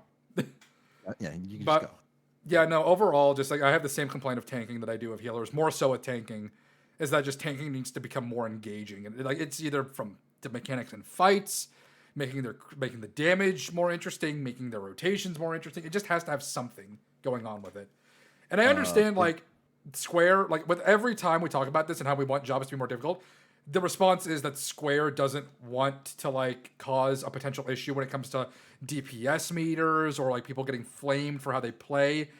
But the unfortunate part about it is that you're never not gonna have that. Yeah, that exists no matter what. So it's a bit of a broad thing. It's unfortunate, but you're never gonna have assholes are gonna be assholes. They're gonna find ways to be assholes. So it's not great that we're adhering to giving the assholes less potential to be assholes at the cost of players having more interest in the game. There's also the biggest thing that I will always have a gripe for is, and this is just on the design, and it has to be because of button bloat or something. Why does every tank minus Gunbreaker somewhat have just that one thing they do that is just the same button for 3 to 5 GCDs where you just sit there and you pretend you're a healer for a little bit, GPS wise. It's just I couldn't stand that Delirium got changed to be just Dark IR. I can't stand Atonement. That makes it already had Holy Spirit spam. They gave us another one, and that just feels worse. And it's just it doesn't feel good. I'm just going to this phase where I just mash something forever and hope to God, stuff works or whatever. Yeah. Just I miss Dark Arts for Dark Knight. I wasn't a big fan of Dark Arts, but I do enjoy it more than Delirium. Man, if they brought back Dark Arts plus because I like the mana management right now. I think it's really good with Flood and fucking the other one, Yeah. Edge. Yeah, Edge of Darkness. Those are fun. I genuinely enjoy that, and I think the blood weapon window is fun, minus the fact that it lasts 1 second less than Delirium, and you will constantly lose that last one if you're not careful enough. It's part of the challenge, sure, but it's inconsistent. I don't care what anyone else says. It's just the rotations aren't fun. You don't really have control over the fight as much as you think, or even your own life. Minus Paladin, who can just sit there in Clemency forever because that skill is broken. 100 percentile healing! Requiescat getting its buff, and plus Paladin keeping Clemency. It was amazing. I love that Funny as skill shit. to death. Just, give tanks, do something with aggro. Let us have aggro again. I don't care if it wasn't something people looked at half the time, or diversion was annoying for people to use, or what have you. It's just, that needs to come back. More cooldowns, please. Small ones like we had before. There just needs to be something to tanking that just makes it interesting. the saddest part to me is unfortunately tanks are very much technically the most balanced they've ever been. Yeah, can but that's take- Because all the same. that goes back to the Exactly. conversation of balance doesn't mean fun. They are all the same and they are not fun. They're all the same, They're all the same and they're not fun. just And like I me. will leave this call again for one fucking. You do it again. I Gunbreaker. I've kind of I played Gunbreaker a lot during Gate when it first came out. I ran and optimized with it, and I enjoyed it. But looking back on it now, I almost also Gnashing Fang sucks. Fuck you, I'm it's sorry. great. I'm sorry to anybody that thinks Gnashing Fang's cool. Continuation's bad. I love it. I genuinely love Gnashing Fang. It's really cool, but don't you ever, please don't ever make a string of GCDs and OGCDs also buff reliant, where you have to get a buff first before you use it, and everything just becomes really sluggish or a bit weird to use. It doesn't feel good to use. It's cool as hell, and I love how much damage it does. It's just, ugh. It's not the greatest feeling, and I've God, my descent this expansion was awful. I went from Gunbreaker, where I was thinking a bunch about my timings, to Warrior, where I don't have to give a shit about anything. Warrior Do you- legitimately killed your brain. Do you play on like, are you like East Coast ping, that kind of thing? Yes. Yeah, that explains a lot. Yeah. That's what Which I is like. weird because I'm on the East Coast too. I don't have this problem. Could be bad routing too. Just the ISPs. I just Exit I don't lag. know. I think Use code Coswell. Code Coswell. There you go. I just don't appreciate just how the continuation works in that sense, because I would. Is it interesting enough to go, 1 to 4 to 2 to 4 to 3 to 4? It's a lot of buttons. It feels, rewarding to do. It's just, I wish there was a way you could make it not through a buff, because sometimes you'll get that buff late, and you're just, if you're paying it, that moment is bad. That wave sucks. I feel like that's a lot of jobs though. Where a lot of jobs you'll get fucked if you have that like ping jump. I feel like that's not a unique issue to Gunbreaker. I want to say it's neat. I would say that Gunbreaker one is a little. I think it's a little different from everyone else. I don't know. As a monk man, I might feel jaded. I'm also not saying that I don't like Gunbreaker. I really think it's cool. I don't like continuation in the way that works fundamentally. Everything else is cool. I think Gunbreaker's sick. I love everything else about it. It's genuinely the only tank I play anymore. Dude, it's because it has the highest APM. Everything else is Oh, yeah. sluggish. Oh yeah, It's slow. good. From Warrior Gunbreaker's is the really same fun. class. Warrior didn't change over 2 expansions. Warrior got worse, dude. I'm still so Yeah. mad about that. They legitimately didn't change shit. It just made it clunkier. I want chunky Fellcleave Warrior. That seems really cool. Like, just hyper buff and just really whack something more than you do with Inner Chaos. And I don't know. I'm starting to tire myself out. You're So much to talk exhausted. about. It's all the energy leaving your body. All that anger is just leaving. I want to enjoy tanking again, but I will also say it is entirely possible I am just full on jaded beyond belief because of how much I've tanked and not done anything Yeah, else. like I said at the start of this video, like we're not saying this shit just to be mean. We're saying this shit because we want it to be better. Yeah, it is my favorite role because I like having that control, and I like being important Like in a way. genuinely, like I started this game as a tank. I was a tank main at the start of me playing this game. The me coming up here and saying that I think that tanking is boring and needs to improve is sad to me. I genuinely hate it. I enjoy like if anything, I feel like tanking was a role made for me because I enjoy doing callouts. I enjoy paying attention to the whole arena and the whole fight and the whole party. And the only reason that's holding me back from playing it is that it's just not interesting.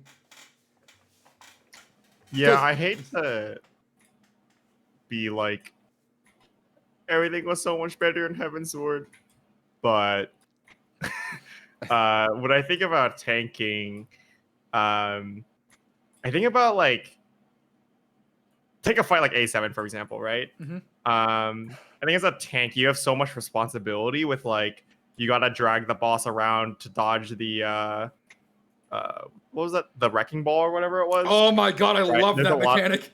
There's a lot of like movement responsibility for the tank. Like even in like the middle platform, there's a lot of responsibility, and then like dragging it to the side platform for specific mechanics. And then there was like I believe the guy had a mini buster. This was very common in Heaven's Ward. I don't remember if A7 had it specifically, but it's like you had to know when things were coming, so your mitigation was a lot like it wasn't as reactionary as it is now. Yeah. And then their DPS rotations were a lot more interesting too. Like I think Heaven's Ward tanking did have some problems. Like balance among the tanks was like kind of awful among a few other things. But I do think the job was a lot more. The role was way more engaging back then. Oh yeah, compared to what 100%. it is now. There was just more to do. Yeah, I actually played a lot of Nice. Warrior in Heaven's Ward. I genuinely enjoyed it. And go into it now. I don't think I have much more else to say on it than before I start repeating, because I go on tangents very badly, so I don't want to say too much more. Yeah, no, Just it's all good. I think we covered most of what I wanted to talk about. We could probably just burn through a couple questions real fast. sure. Yeah, so if my phone would Let's do open it. up. All right, here's a fun one. We'll start out with the most fun one that's on my phone. With the delay of Ultimate to 6.1, what's your take on the delay, and do you think it made rating in the expansion worse? Should I go first? Yeah, go for it. Yep. Have fun. Okay. That is like you're right. That is a fun question. God. Okay. So does it make rating in the expansion worse? I'll just tackle the second question first. Like, I think it's almost like objectively, it's like yes. Like, I understand why it was delayed, but if you were to ask me, like, does having one less ultimate, having less content worse? Then it's like, yes. Yeah. Like, is that a question? Like, I Yeah. don't understand. Like, I have one less thing to do. Of course, it's worse. Like, I'm not saying that they should have just forced it out or anything, but like, if you're only asking specifically about that one thing, it's just worse. Anyway, what was the first part of the question? What's your take on the delay? Like, Oh, yeah. I think like so this has been my opinion the whole time, and this is an opinion I share with Arthur's, and it's been kind of misconstrued, I think, by some other people's opinions. But it's basically this: like, given the situation of COVID, like it totally makes sense to delay it, and that's fine. I am disappointed. Like, I'm sad because it's like something I'm it is something I was looking forward to, and I'm not getting it. Therefore, like, I'm sad. I'm not mad at the developers or anything. I'm just like sad in general. yeah, There is one thing that I think the developers should learn from this, and it's that like planning an ultimate for 5.5 in the first place was a bad idea. And the reason being, like, it doesn't give them a backup plan for if something happens, like in general. It basically makes it so like if something goes wrong, that's it. We can't do an expansion, because if you think about it, let's say this ultimate was planned for 5.3, then it got delayed by COVID, or honestly anything. Like, COVID is the delay in this case, but it could be any other sort of delay, right? right. Let's say your designer gets sick mid development and has to go to the hospital or something, like, God forbid, right? Like, these things happen, and I think like by planning it in 5.3, what you do is like you get a backup plan of pushing it back to 5.5 every time. By planning for 5.5, you don't give yourself that backup plan. It's a safety net. It's Yeah, all and, there is like, to it. Yeah, there's a 1% chance that something happens. Like, but maybe you should cover for that. I don't know. Like, it's very easy to misconstrue this. I don't know, Twitter, we talked about it, but like I see a lot of people be like, oh, but there's a pandemic, you can't blame them. And it's like, no, the point is they didn't allow themselves to have room for a backup plan in general. That's unfortunately like the big the discourse with this conversation about like the ultimate thing. It made me so upset to see people like just being like, haha, fuck you, Raiders, you're not getting your ultimate. I can't believe Raiders are being piss babies about this. I'm like, I can count maybe 3 people on my entire timeline that are genuinely being pieces of shit about this. Aside from that, most of us are fucking understanding about this. We get it. Like, and that pissed me off. But that take of like, it makes, like, in hindsight, it makes more sense for them to do it in 5.3. That's not an unreasonable take. That's actually logical and makes sense. And it's not you being like, fuck you, Square Enix, why didn't you put this in 5.3? It's like, maybe from now on you take this factor in and start not doing that. Because my opinion is it made sense for them to try to do a 5.5 Ultimate for the fact that people complain nonstop about the lull between the end of the expansion and the new expansion. So they're in their mindset, they're like, oh, we'll give you an Ultimate at the end so you have something to do. It just ended up in the worst way imaginable, screwing them over. Yeah, I understand that like it feels contradictory to like that feedback that people got. I guess like my personal opinion has been like to just get it into like I don't care if like I didn't want it in 0.5 in the first place. So like that's why I hold that like man, that really sucks that this bit them in the butt, like, and that's not even something I wanted in the first place. So that's just like how I feel about it. I do hate to jump in here mainly just because it is getting close to 9 and we want to jump through things. We rate at 9. So yeah, we'll cover a couple fast questions. I have like 2 or 3 more. If you had one fight, if you have to run one fight over and over again, E8, E12, or T? T. T. No question. T is a great I'm fight. going to my 5th team already. I like E8 a lot, but it's just Ultimate's just better It's in just general. It's a lot of fun. I love T. It's a great fight. It's like telling me to choose Dragon Song War even though it's not even out yet. I'm like, yeah, I'll do that instead. All right. Favorite piece of music in Shadowbringers? Fuck. Return to Oblivion. Sorry, I like Chivo a lot. That's a fucking great song. I will agree with you on that. It's a great song. That's a good song. I think my favorite piece overall would probably have to be Titan's theme, the remix of Titan's theme. That's a good one. I love that one. That's a very good one. Hold on. I don't know how many more questions you have, but is the what the hell? Do they have a name? Oh yeah, it was called. I don't know why this one specifically is sticking with me because obviously I'm not going to be able to. I don't feel like I can pick one. But I even do this content like the actual Savage version. But the final boss Delibrum has one of my favorite songs from this. Oh yeah, the this mix of the field theme. Yeah. Yes, the actual Bosjan, the Bosjan motif, and that returning melody is some of like just my favorite. It's pretty thing that's fucking come good. back. That's easily in my top 3. It's really good, and it gets me every time. Sentimental value, I'd just say, sorry, real quick, just To the Edge. That's it. To the Edge is pretty fucking good too. Probably my second favorite. Sentimental value to the Edge, but I personally really liked E12, and it made me E12's music because it made me really emotional because it was like, you know, the finale, and it sounded like the finale to Eden, and I liked listening to it on repeat. I know a lot of people got tired of it, but I was like, I like this song. Talking about Phase 1, right? Yes, Phase 1. Yeah. All right. Yeah, it's Phase good. 1. I really liked Phase 1 E12, which is something I don't hear a lot of people say because they're like, I'm so sick of this theme. I liked it, but when we weren't just locked in there for hours on end. But Also, Yup. you had the week 1 experience like we had, so. all right, so I guess this will be the last question. Where the fuck was it? Do you think the twinning and other 80 dungeons will get remembered fondly, or will they get looked at with kind of dullness given how the content got released? I don't know. I don't really know what that last part means, but I guess it's like, do you think that people will finally remember the level 80 dungeons? It depends, right? On the dungeon. I think people will like.